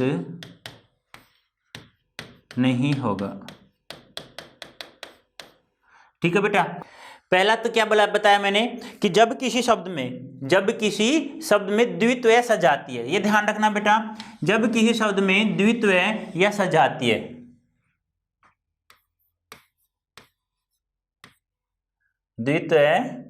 सजातीय वर्ण, अर्थात क्या हो गया, एक जैसे दो वर्ण, यानी कि जब किसी शब्द में एक जैसे दो वर्ण हो, कितने वर्ण हो बेटा, दो वर्ण हो, तो कोई सा वर्ण अनुस्वार में परिवर्तित नहीं होगा, ये ध्यान रखना है, अनुस्वार में परिवर्तित नहीं होगा। अर्थात अब जो पहला नियम लिखा था मैंने अनुस्वार में कि एक ही वर्ग के दो वर्णों किसी शब्द में, तो दोनों वर्ण अलग अलग हैं, तो पहले वाला वर्ण अनुस्वार में परिवर्तित किया था। सेम उसी का उल्टा किया था, वहां दोनों वर्ण क्या थे, अलग अलग थे। यहाँ एक वर्ग के दो वर्ण हैं बेटा, और दोनों वर्ण कैसे हैं बेटा, समान हैं। दोनों वर्ण कैसे हैं, समान है। और वहां तो क्या था, अलग अलग था, यहाँ क्या है बेटा, समान है। तो कोई सा वर्ण किसमें परिवर्तित नहीं होगा, अनुस्वार में परिवर्तित नहीं होगा। जैसे अब यहां देखो सन्यासी में दो नए हैं, द्वितीय वर्ण है अर्थात सजातीय वर्ण है, अर्थात एक जैसे दो वर्ण है, दोनों वर्ण कैसे हैं बेटा, समान है। दोनों वर्ण कैसे हैं, समान है, तो कोई सा वर्ण अनुस्वार में परिवर्तित नहीं होगा। अब देखो यहां तो चलो ठीक है, मान लेता हूं आप लोग इसे अनुस्वार में बदलते हो एक नए में, तो मुझे एक बात बताओ, जैसे हम उदाहरण की बात करें,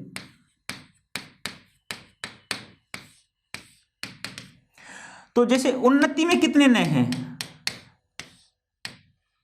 इसमें भी दो हैं। जब आपने सन्यासी में एक नए को बिंदु में बदला, तो यहां भी बदल दो, फिर तो यहां भी आप बदल कैसे लिख दो उसको, लिखते हैं क्या कभी आप लोग, ऐसा नहीं लिखते। तो बेटा उस शब्द से क्या बेचारे से दुश्मनी थी क्या, कि उसको तो हमने एक नए को तो बिंदु में बदला, यहां नहीं बदल रहे। चलो और देख लेते हैं, विभिन्नता। यहां मैंने ये नहीं कहा कि अनुनासिक वर्ण है निरनुनासिक वर्ण है, यानी दो वर्ण होने चाहिए, दोनों वर्ण समान हैं, तो कोई सा वर्ण अनुस्वार में परिवर्तित नहीं होगा बेटा। जैसे उज्जवल है क्या, कहीं बदलू क्या बिंदु में पहले वाला वर्ण, नहीं बदलना बेटा। तो अपना मन मर्जी नहीं चलेगा व्याकरण में, क्योंकि व्याकरण को पढ़ने की सबसे अच्छी विधि, यानी सबसे अच्छी विधि या सुगम विधि किसे का माना जाता है, आगमन निगमन विधि को माना जाता है। यानी आगमन निगमन नहीं आए तो आगमन विधि को माना जाता है, ठीक है। आगमन निगमन विधि आ रहा है तो आगमन निगमन विधि होगी। वो ऑप्शन के ऊपर निर्भर करता है कि आंसर एग्जामिनर पूछना क्या चाह रहा है हमसे। तो इसमें मनमर्जी नहीं चलेगी, जो नियम है वो नियम फिक्स है। एक नियम है, यदि उस नियम के अकॉर्डिंग बहुत सारे शब्द हैं, सभी में एक जैसा नियम लगेगा, वही नियम लगेगा। ऐसा नहीं कि 5 शब्दों में तो वो नियम लग रहा है, एक शब्द में नहीं लग रहा, ऐसा बिल्कुल भी नहीं चलेगा व्याकरण में, ठीक है। जैसे और बात कर लेते हैं, उल्लंघन, उल्लेख, तट्टिका,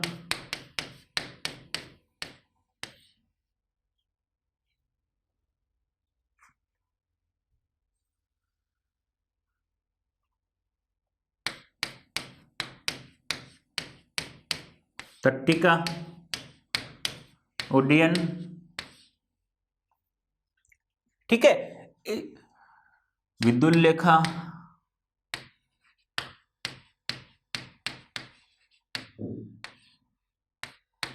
इस प्रकार से।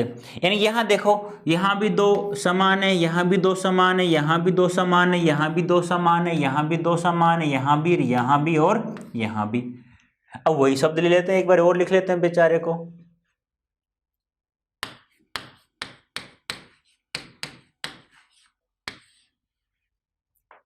ठीक है। इसका मतलब क्या हुआ कि दोनों वर्ण समान है, तो अनुस्वार में कोई सा वर्ण परिवर्तित नहीं होगा, ठीक है दोस्तों। नेक्स्ट नियम देखते हैं हम। ये तो क्या हो गया हमारा अनुस्वार का, क्या हो गया बेटा, अनुस्वार का हो गया।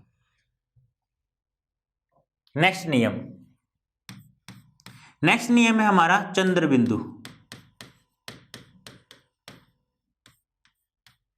और चंद्र बिंदु को हम कैसे लिखते हैं, इस प्रकार से, यही होता है ना चंद्र बिंदु, ऐसे ही। अब चंद्र बिंदु का प्रयोग कहां करते हैं और कैसे करते हैं, देखो अनुस्वार मैंने बताया था, तुम्हें याद हो तो कि जब किसी शब्द का उच्चारण करते समय कोई रुकावट महसूस होती है, तो रुकावट को बेटा अनुस्वार में बदला था, आप लोगों को याद हो तो। स्टार्ट पढ़ाते समय मैंने सेकंड नियम यही लिखा था, थर्ड नियम सॉरी। तो जब किसी शब्द का उच्चारण करते समय कोई रुकावट महसूस होती है तो उस रुकावट को अनुस्वार में परिवर्तित करते हैं। अब सुनो ध्यान से सुनना बेटा। चंद्र बिंदु का प्रयोग कब करते हैं?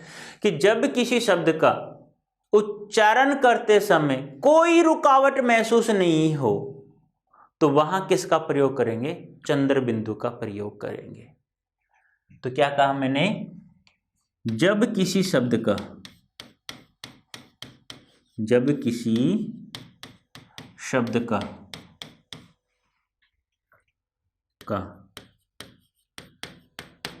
उच्चारण करते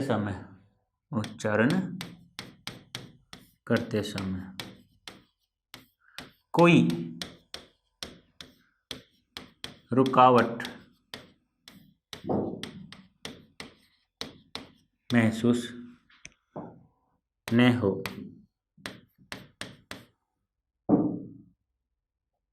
जब किसी शब्द का उच्चारण करते समय कोई रुकावट महसूस न हो, तो वहां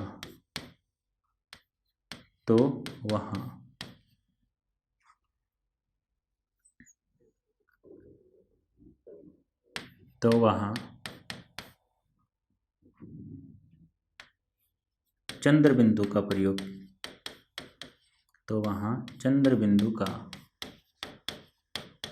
प्रयोग करते हैं। जैसे उदाहरण की बात करें हम,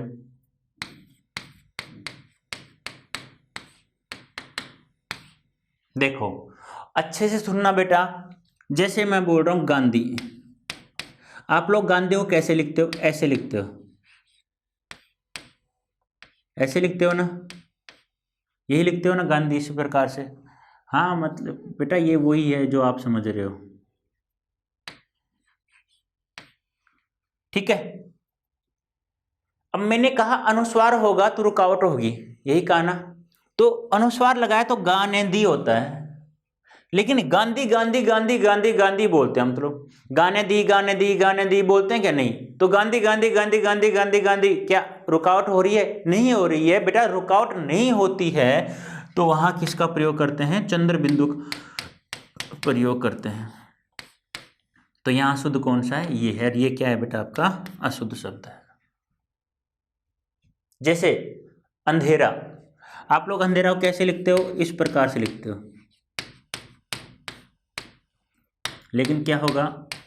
अंधेरा इस प्रकार से। उधर वाला शुद्ध है बेटा, इधर वाला क्या है? आपका अशुद्ध है। और अच्छा तरीका है, बुक में पढ़ो तो अशुद्ध को नहीं देखना, में शुद्ध शुद्ध पढ़ना है। बस 5-7 बार पढ़ लो, शुद्ध शुद्ध शुद्ध 5-7 बार पढ़ोगे, दिमाग में वही बैठेगा, ठीक है। जैसे चांदी,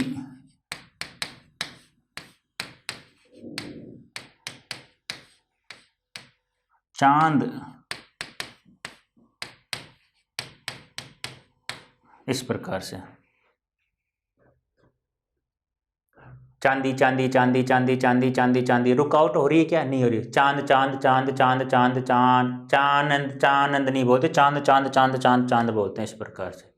गांधी गांधी गांधी, अंधेरा अंधेरा अंधेरा अंधेरा अंधेरा। तो ठीक है बेटा, तो ध्यान रखना है। तो चंद्र बिंदु का प्रयोग कहां करते हैं? जब किसी शब्द का उच्चारण करते समय कोई रुकावट महसूस नहीं हो, कोई क्या नहीं हो? कोई रुकावट महसूस नहीं हो या न हो, तो वहां चंद्र बिंदु का प्रयोग किया जाता है। और यदि बेटा अनुस्वार, और यदि बेटा रुकावट महसूस हो तो लिख लो यहां पे, लो मैं लिख ही देता हूं।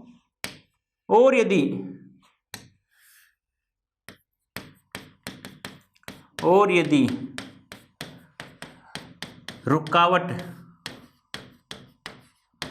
महसूस हो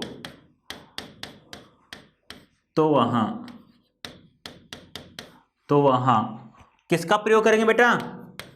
तो वहां अनुस्वार का प्रयोग करेंगे।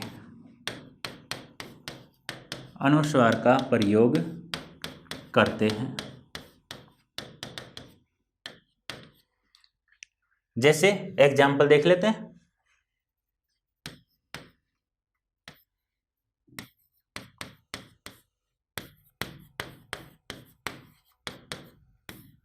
और यदि रुकावट महसूस हो तो वहां अनुस्वार का प्रयोग करते हैं। उदाहरण देख लेते हैं। जैसे अभी मैंने लिखा था ऊपर, जैसे मंजू, अंजू, संजू, चंचल।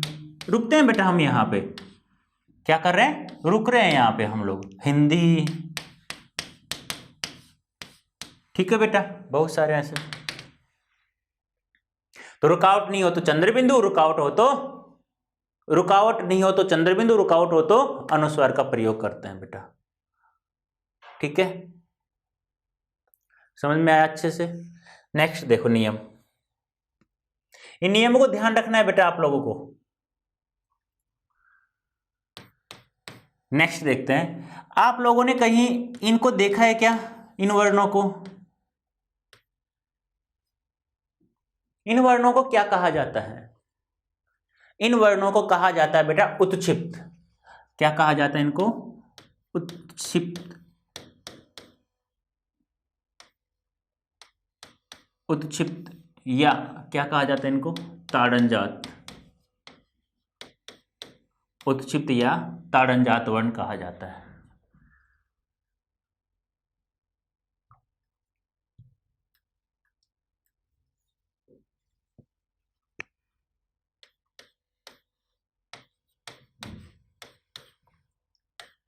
उत्क्षिप्त या ताड़नजात वर्ण कहा जाता है। ये बिंदु वाले अलग हैं और बिना बिंदु के अलग है बेटा। जैसे ट ठ ड ड करते हैं वो अलग चीज है, उन्हें तो मूर्धन्य वर्ण कहा जाता है उच्चारण स्थान के आधार पर। लेकिन बिंदु लगा देंगे तो उनको क्या कहा जाएगा? उत्क्षिप्त वर्ण या ताड़नजात वर्ण। अब उत्क्षिप्त वर्ण या ताड़नजात वर्ण किसे कहते हैं? इसको उत्क्षिप्त या ताड़नजात वर्ण क्यों कहा गया? तो बेटा ध्यान रखना, उत्क्षिप्त का अर्थ होता है, यदि आपसे पूछा जाए कि उत्क्षिप्त का अर्थ क्या है, तो उत्क्षिप्त का अर्थ होता है फेंका हुआ। यानी कि जिस वर्ण का उच्चारण करते समय ऐसा महसूस हो कि उसे फेंक दिया गया है। फेंकना कैसे? जैसे हम कोई पत्थर को पकड़ के फेंकते हैं ना, इस प्रकार से, वैसे ही जीभ ऊपर टच करके एकदम से यानी झटके से क्या करती है? नीचे गिरती है। जैसे बोल के देखो, अड़े अड़े अड़े अड़े, ऊपर जाएगी जीभ और तुरंत झटके से नीचे गिरेगी। तो झटके से कोई चीज फेंकते हैं तो क्या होता है? फेंका हुआ मान लेते हैं। जैसे इस प्रकार से मारते हैं ना, इस प्रकार से फेंक देते हैं हम। तो वैसे झटके से कोई चीज फेंकी जाती है तो उसे क्या बोलते हैं? उत्क्षिप्त वर्ण कहा जाता है। जैसे देखो, झटके से जीभ नीचे गिरेगी, अड़े अड़े। जैसे भीलवाड़ा, अड़ा बोल के देखो ना, लास्ट में ऊपर जीभ टच करेगी, नीचे गिरेगी, भीलवाड़ा। गिर रही है बेटा, बेटा समझना है आप लोगों को। देखो, हिंदी एक ऐसा सब्जेक्ट है जो हंसते हंसते हम सीख सकते हैं, क्योंकि पहला टॉपिक आपका वर्ण विचार है, वो आपको अच्छे से समझ में आया होगा तो इनको आप अच्छे से पढ़ लोगे। अड़े डह अलग है, डे अलग चीज है, अड़े अलग चीज है। डे को तो डी लिखते हैं हम, अड़े को आर लिखते हैं, भीलवाड़ा। आर का प्रयोग करते हैं इनकी जगह। ठीक है, तो उत्क्षिप्त का अर्थ क्या होता है? फेंका हुआ। इसे फेंका हुआ क्यों कहते हैं? क्योंकि जिस वर्ण का उच्चारण करें, जीभ ऊपर टच करके, यानी कि ऊपर मुर्दा होता है ना हमारे ऊपर का जो एरिया होता है, उसको टच करके जीभ झटके से नीचे गिरे, उसे क्या कहा जाता है? उत्क्षिप्त वर्ण कहा जाता है। और उत्क्षिप्त का अर्थ क्या होता है? फेंका हुआ। फेंका हुआ इसका अर्थ क्यों लिया गया, क्यों लिखा गया? पूछा जाता है एग्जाम में, उत्क्षिप्त का अर्थ फेंका हुआ है या नहीं, या उत्क्षिप्त वर्ण का या उत्क्षिप्त शब्द का अर्थ होता है तो क्या होता है? फेंका हुआ। फेंका हुआ क्यों कहते हैं? क्योंकि जीभ ऊपर टच करके नीचे झटके से गिरती है। ताड़नजात क्यों कहा? क्योंकि ताड़न यानी होता है मारना। ताड़न यानी क्या होता है? मारना। और जात यानी क्या होता है? उत्पन्न। ताड़न जात क्यों कहा? क्योंकि जीभ का जो अग्र भाग है वह ऊपर मार के, ऊपर टच करके जीभ नीचे तुरंत गिरती है। तो ऊपर से जैसे ही तुरंत गिरती है, ऊपर मार करके तुरंत नीचे गिरना, उससे उत्पन्न होने वाला वर्ण को क्या कहा जाता है? ताड़न जात कहा जाता है। यदि आपसे ऐसे तो नहीं पूछेगा वो ताड़न का अर्थ क्या होता है वैसे, लेकिन काम आएगा। काफी बार हो जाता है कि ताड़न का अर्थ क्या होता है? मारना। जात यानी क्या होता है? उत्पन्न, मार करके उत्पन्न, यानी कि जीव का अगर भाग ऊपर टच करके ऊपर मारती है फिर नीचे गिरती है। उन दोनों के बीच में, ऊपर से नीचे जैसे आती है, उनके बीच में से जो ध्वनि निकलती है, जीभ ऊपर जा करके जैसे नीचे आती है, उस समय में ऊपर से नीचे आने वाले समय के बीच में, उन समय के बीच में जो ध्वनि निकलती है वो ध्वनि किसकी निकलती है? अड़े और अड़े की। उसे क्या कहा जाता? ताड़न जात कहा जाता। दूसरा नाम उत्क्षिप्त क्यों हुआ? क्योंकि ऐसा लगता है जैसे इन वर्णों को बोलते समय फेंक दिया गया हो, इसलिए क्या कहा जाता है? अब देखो, पूछा जाए एग्जाम में उत्क्षिप्त वर्णों की संख्या कितनी होती है? 2। उत्क्षिप्त वर्ण कौन कौन से होते हैं? अड़े और अड़े। ठीक है बेटा। अब आपसे पूछा जाए कि उत्क्षिप्त, किसी भी शब्द में उत्क्षिप्त वर्ण का प्रयोग कहां किया जाता है? और आपका ये एग्जाम में पूछा जा चुका है 2018 जनवरी में, जनवरी 2018 में एच टेट, हरियाणा टेट होता है ना, टीचर एलिजिबिलिटी टेट, जैसे अपना रिट का एग्जाम होता है राजस्थान में, वैसे ही वहां हरियाणा में क्या होता है? एच टेट होता है। तो मैं प्रश्न भी लिख देता हूं। प्रश्न क्या आया था बेटा वहां पे? प्रश्न इस प्रकार से आया था कि उत्क्षिप्त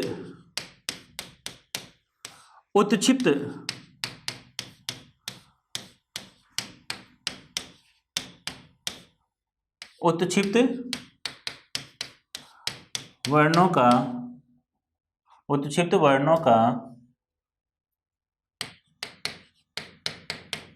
प्रयोग होता है या किया जाता है। उच्छित वर्णों का प्रयोग होता है या कहाँ किया जाता है, या ऐसे भी लिख सकते हो उच्छित वर्णों का प्रयोग किसी भी शब्द में कहाँ किया जाता है। तो ए ऑप्शन क्या था हमारा? किसी भी शब्द के प्रथम वर्ण में। बी ऑप्शन था किसी भी शब्द के प्रथम वर्ण के बाद।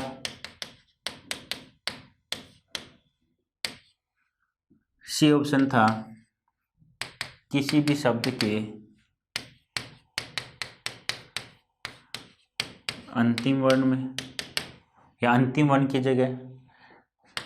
डी ऑप्शन था, यानी कि डी ऑप्शन ले लो, ए व बी दोनों, ए व बी दोनों, ऐसे प्रश्न था। तो आप लोग बताओ मुझे कि उच्छित वर्णों का प्रयोग किसी भी शब्द में कहाँ किया जाता है? प्रथम वर्ण में किया जाता है, दूसरे वर्ण में किया जाता है, तीसरे में किया जाता है, अंतिम में कहाँ किया जाता है? कहाँ किया जाता है? तो इसका आंसर क्या होगा दोस्तों? किसी भी शब्द के प्रथम वर्ण के बाद उच्छित वर्णों का प्रयोग किया जाता है। उच्छित वर्णों की संख्या कितनी होती है बेटा? 2 होती है। कितनी होती है? 2 होती है बेटा। ठीक है, तो ये आप लोगों को ध्यान रखना होगा कि उच्छित वर्णों की संख्या कुल कितनी होती है बेटा? उच्छित वर्णों की संख्या कुल 2 होती है, अड़े और अड़े। और उच्छित वर्णों का प्रयोग किसी भी शब्द में प्रथम वर्ण के बाद किया जाता है। ठीक है, जैसे हम समझ लेते हैं, जैसे कि मान लो ये 2 शब्द हैं आपके, ये लो, और उसमें वर्ण है 1 2 3 4 5। पहला वर्ण, दूसरा वर्ण, तीसरा वर्ण, चौथा वर्ण और पांचवा वर्ण। ठीक है, आगे और भी हो सकते हैं। ठीक है, यदि पहला वर्ण होगा डे तो बिंदु का प्रयोग नहीं करेंगे, पहला वर्ण होगा ढे तो बिंदु का प्रयोग नहीं करेंगे। दूसरा वर्ण है तो हमें बिंदु का प्रयोग करना है, तीसरा भी है तो बिंदु का प्रयोग करना है, चौथा भी है तो बिंदु का प्रयोग करना है, पांचवा है तो बिंदु का प्रयोग करना है, दूसरा है तो बिंदु का प्रयोग। इसका मतलब क्या हुआ कि किसी भी शब्द के प्रथम वर्ण में उच्छित वर्ण का प्रयोग नहीं होगा, यानी किसी भी शब्द का आरंभ उच्छित वर्ण से नहीं होता है। सीधी सी बात यही है कि किसी भी शब्द का आरंभ या प्रारंभ प्रथम वर्ण से, किसी भी शब्द की शुरुआत उच्छित वर्ण से नहीं होती है। तो इसका प्रयोग कहां करते हैं? किसी भी शब्द के प्रथम वर्ण के बाद उच्छित वर्णों का प्रयोग किया जाता है। लिख लो इस बात को।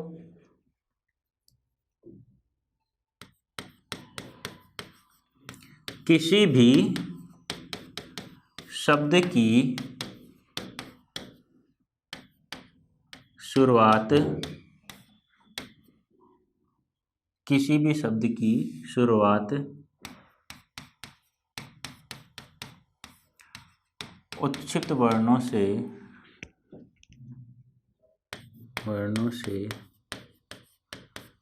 नहीं होती है। अर्थात किसी भी शब्द के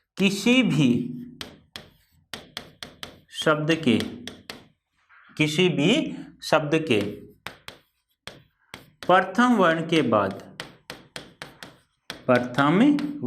बाद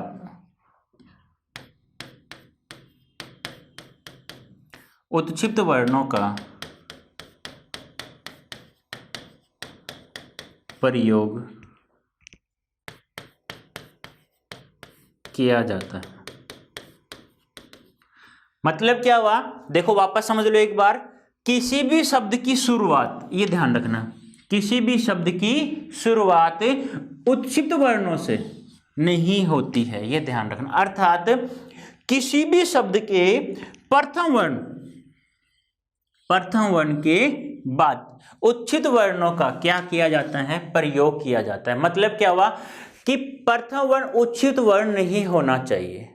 प्रथम वर्ण के बाद कहीं पर भी आ सकता है, दूसरा हो सकता है, तीसरा हो सकता है, पांचवा हो सकता है, अंतिम हो सकता है, लेकिन प्रथम वर्ण में उच्छित वर्ण का प्रयोग कतई नहीं होगा बेटा।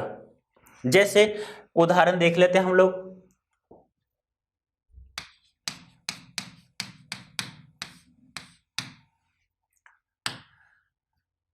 जैसे देखो बेटा, सड़क, देखो पहले वर्ण में नहीं आ रहा, दूसरे वर्ण में आ रहा है, तो दूसरे वर्ण में बिंदु का प्रयोग होगा। समझ में आ रहा है नहीं आ रहा? आपको समझना है बेटा, अच्छे से समझना है, इसको समझ में आ जाएगा, ऐसा कुछ भी नहीं है। ठीक है। जैसे पियक्कड़, यहां क्या है? अंतिम वर्ण है। क्या है? अंतिम वर्ण। ठीक है। जैसे अब यहां देखो बेटा, ये प्रथम वर्ण है, तो मैंने क्या कहा? प्रथम वर्ण के बाद दूसरा है, वहां अंतिम है, तीसरा। प्रथम वर्ण में उच्छित वर्ण का प्रयोग नहीं। अब यहां देखो, ढोलक है, डे के नीचे क्या मैंने बिंदु लगाई है? क्या नहीं लगाई है? नहीं लगाई है ना? तो ये ध्यान रखना है आप लोगों को। जैसे डमरू हो गया, प्रथम वर्ण है, तो ये दोनों क्या है? मूर्धन्य वर्ण है। कहा, पूछा जाए आपसे, आपने पढ़ा भी होगा वर्ण विचार में, उच्चारण स्थान के आधार पर कैवर को क्या कहा जाता है, टेवर को, चैवर को, पैवर को क्या कहा जाता है? आपने पढ़ा होगा अच्छे से। ठीक है बेटा, तो ये क्या है? मूर्धन्य वर्ण है। ठीक है। सड़क, पियक्कड़, ढोलक, डमरू, घुमक्कड़ आदि। ठीक है। एग्जाम में एक 2016 फर्स्ट ग्रेड में पूछा गया था, बहुत अच्छा शब्द है, मैं लिख ही देता हूं आपके सामने।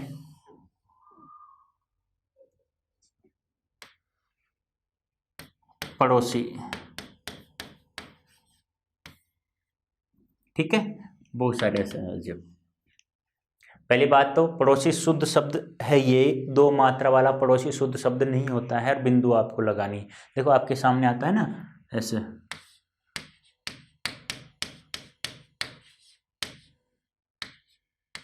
दो मात्रा आ गई ना पड़ोसी में, तो ये क्या है? आपका अशुद्ध है। ये क्या है? शुद्ध शब्द है। ठीक है बेटा। लेकिन कुछ क्या है बेटा? अपवाद है। कुछ क्या है? अपवाद है।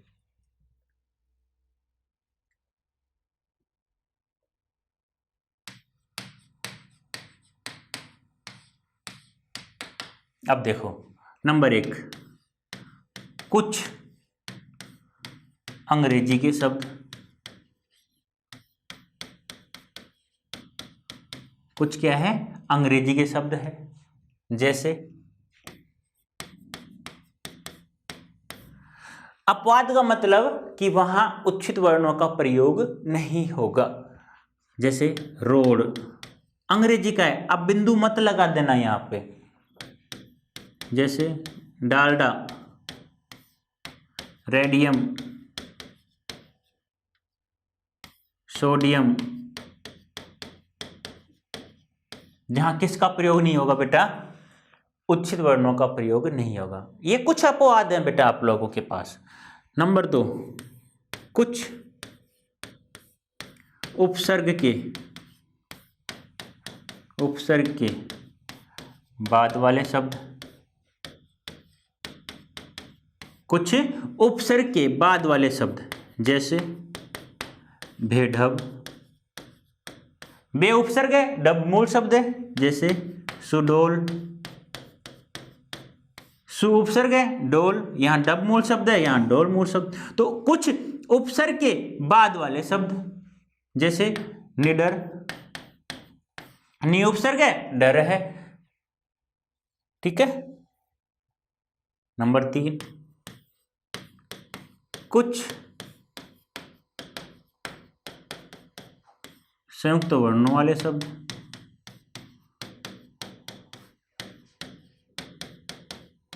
संयुक्त वर्णों कैसे बेटा, संयुक्त वर्ण किसे कहते हैं, पहले तो मुझे आप ये बताओ। आपने पढ़ा होगा संयुक्ताक्षर, पढ़ा है क्या? यहां लिख देता हूं संयुक्ताक्षर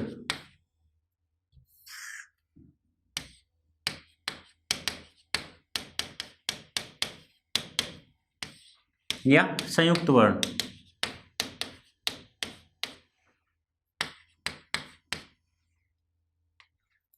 देखो भी, आपने पढ़ा होगा संयुक्ताक्षर या संयुक्त वर्ण, ठीक है। ये तय पूरा है बेटा, ये ध्यान रखना, वरना वापस बंद हो जाएगा ये। वो डिजिटल बोर्ड कुछ प्रॉब्लम्स हैं इसमें यहाँ से, तो वापस बंद हो जाएगा ये। तो ये पूरा तय है, ठीक है। संयुक्त वर्ण या संयुक्ताक्षर, आपसे पूछ लिया जाए संयुक्ताक्षर किसे कहा जाता है, संयुक्त वर्ण किसे कहा जाता है? चलो 2 ऑप्शन दे रहा हूं। समान वर्णों का मेल संयुक्ताक्षर कहलाता है या असमान वर्णों का मेल संयुक्ताक्षर कहलाता है? समान वर्णों का मेल संयुक्त अक्षर कहलाता है या असमान वर्णों का मेल कहलाता है संयुक्त अक्षर? तो क्या कहलाता है? असमान वर्णों का मेल कहलाता है बेटा, ध्यान रखना। असमान वर्णों का मेल, असमान वर्णों का मेल क्या कहलाता है? संयुक्ताक्षर। आपने पढ़ा होगा संयुक्ताक्षर कितने होते हैं, 4 या 5? तो कितने होते हैं बेटा? 4 होते हैं, 5 नहीं होते। कौन कौन से, कौन कौन से होते हैं संयुक्ताक्षर? कितने होते हैं? 4 होते हैं बेटा। कौन कौन से? छ, त्रय, घ और श्र। ध नहीं है, कहीं आप ध कोई मान लो, ये होता है ना ध से, ये नहीं है बेटा, ये ध्यान रखना। वैसे मानते हैं आधा द और ये में से मिलकर बना होता है, लेकिन इसको प्रायोरिटी नहीं दी गई, वर्तमान में माना नहीं जा रहा है इसे। ठीक है। तो संयुक्त वर्ण मतलब क्या हो गया? असमान वर्ण। समान नहीं, समान को तो क्या कहते हैं हम? सजातीय कहते हैं, द्वित्वय कहते हैं। लेकिन असमान क्या कहेंगे? संयुक्त वर्ण या संयुक्ताक्षर कहेंगे। तो कुछ संयुक्त वर्ण वाले शब्द, जैसे पंडित, देखो अनवड है, अंडा, इस प्रकार से। कुछ द्वित्वय, अब समान आना चाहिए, या सजातीय।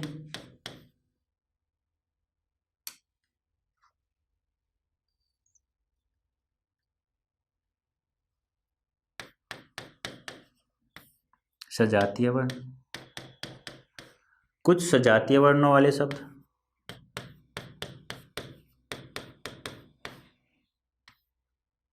जैसे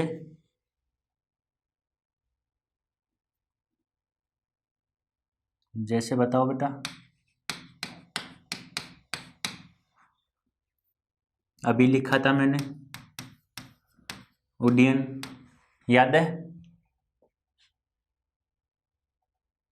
ठीक है, तो इस प्रकार से संयुक्त वर्णों का प्रयोग, संयुक्ताक्षर के कुछ शब्द होते हैं जिनमें उच्छित वर्णों का प्रयोग नहीं होता है, कुछ द्वितीय वर्ण वाले प्रयोग नहीं होता है। तो एक बार वापस देख लेते हैं हम इसे।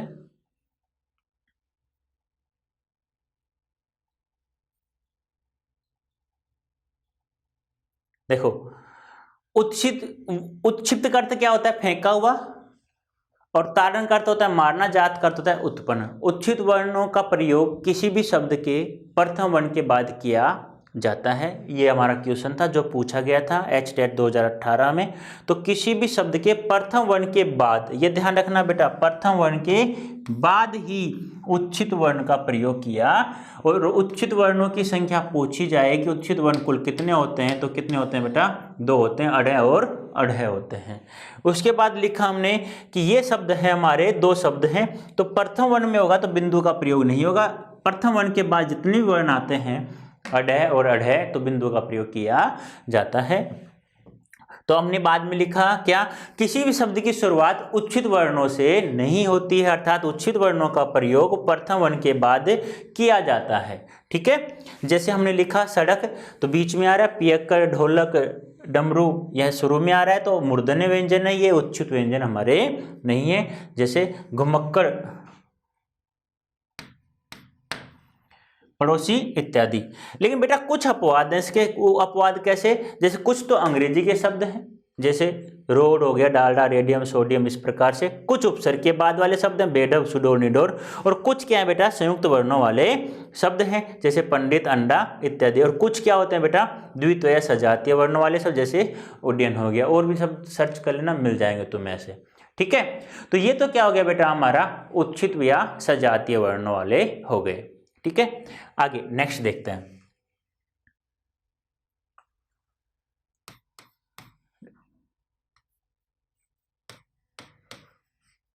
देखो, श्री और जी का प्रयोग, श्री और जी का प्रयोग, श्री और जी का प्रयोग किसी भी शब्द में के साथ जोड़ेंगे श्री और जी को, तो संज्ञा शब्द के साथ जोड़ेंगे इनको। संज्ञा शब्द के साथ जोड़ते हैं लगभग, और संज्ञा शब्द के साथ जोड़ेंगे तो संज्ञा शब्दों के साथ जोड़ते हैं या इन संज्ञा शब्द को और इस श्री को अलग अलग लिखते हैं? तो इनका प्रयोग, श्री और जी का प्रयोग, यदि किसी भी शब्द के साथ, किसी भी शब्द के साथ, किसी भी शब्द के साथ इनका प्रयोग अलग से किया जाता है, अलग से किया जाता है, किया जाता है। मतलब क्या हुआ कि उन शब्दों के साथ इन शब्दों को जोड़ेंगे तो इनको अलग से लिखेंगे, ऐसे नहीं उनको जोड़ करके लिखेंगे। जैसे हम लोग तो लिखते हैं श्री राजेंद्र या श्री गर्वित, लिखते हैं हम लोग इस प्रकार से। या आप लिखते हो, किसी का नाम लिखते हो तो कहते हो राजेंद्र जी, अलग आता है। यानी इन दोनों शब्दों को जोड़ेंगे नहीं, इनको जोड़ेंगे नहीं। जैसे गर्वित जी,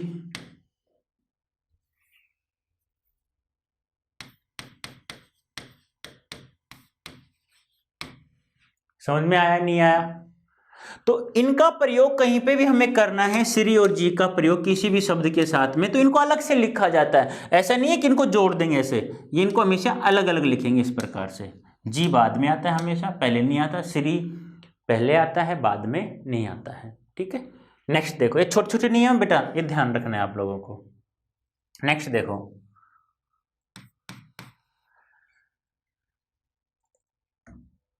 देखो बेटा, किसी भी शब्द के साथ में यदि विभक्ति चिन्ह का प्रयोग करते हैं, किसी भी शब्द के साथ में यदि विभक्ति चिन्ह का प्रयोग करते हैं, तो ध्यान रखना बेटा, हमेशा हमेशा कोई संज्ञा शब्द होगा उससे तो अलग विभक्ति चिन्ह को लिखेंगे और सर्वनाम के साथ उसे लिखा जाता है। जैसे विभक्ति चिन्ह, का प्रयोग, विभक्ति चिन्ह का प्रयोग, ध्यान रखना बेटा, संज्ञा शब्द से अलग किया जाता है या कर्ता से अलग किया जाता है और सर्वनाम के साथ लिखा जाता है। तो विभक्ति चिन्ह का प्रयोग संज्ञा शब्दों से अलग तथा सर्वनाम शब्दों के साथ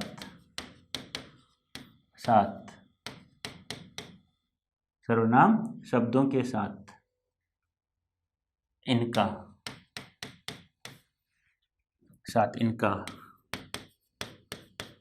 प्रयोग किया जाता है। जैसे आप कहते हो ना राम ने, अब देखो विभक्ति चिन्ह क्या है, ने, तो इससे अलग लिखा है, संज्ञा शब्द से क्या लिखा है, संज्ञा शब्दों से तो अलग लिखा जाए और सर्वनाम शब्दों के साथ, ये ध्यान रखना है। राम ने, जैसे हम कहते हैं ना श्याम को, इस प्रकार से लिखते हैं ना, लेकिन यदि सर्वनाम शब्द होगा जैसे उसने, तो ये साथ साथ लिखा जाता है। समझ में आ रहा है नहीं आ रहा, इसने, उसने, तुमको, इस प्रकार से। ये छोटे छोटे नियम है जो तुम्हें ध्यान में रहना है। पूछा जाता है कैसे, देखो ये तो तुम्हें पता है कि हाँ ये इसके साथ लिखा जाएगा, सर्वनाम के साथ लिखा जाएगा, कारक चिन्ह ये इसके साथ में लिखा जाएगा। लेकिन बेटा जब एग्जाम में आता है कि निम्नलिखित में से कौन सा कथन गलत है, विभक्ति चिन्ह का प्रयोग संज्ञा शब्दों के साथ किया जाता है, अलग से लिखा जाता है, सर्वनाम शब्दों के साथ विभक्ति चिन्ह का प्रयोग किया जाता है, अलग से लिखा जाता है, तो ऐसे आपसे पूछा जाता है बेटा। तो ध्यान रखना इन शब्दों को, बहुत बारीकी बात है बेटा, क्योंकि आजकल क्वेश्चन ऐसा नहीं आता, डायरेक्ट नहीं आता कि शुद्ध शब्द कौन सा है, ये तुम्हें पता है, उसने अलग लिख देंगे तो थोड़ा सा में अटपटा वैसे ही लगेगा। तो ये चीज पूछी जाएगी कि विभक्ति चिन्ह का प्रयोग संज्ञा शब्दों के साथ किया जाएगा या अलग किया, तो ये ध्यान रखना है आप लोगों को, ठीक है।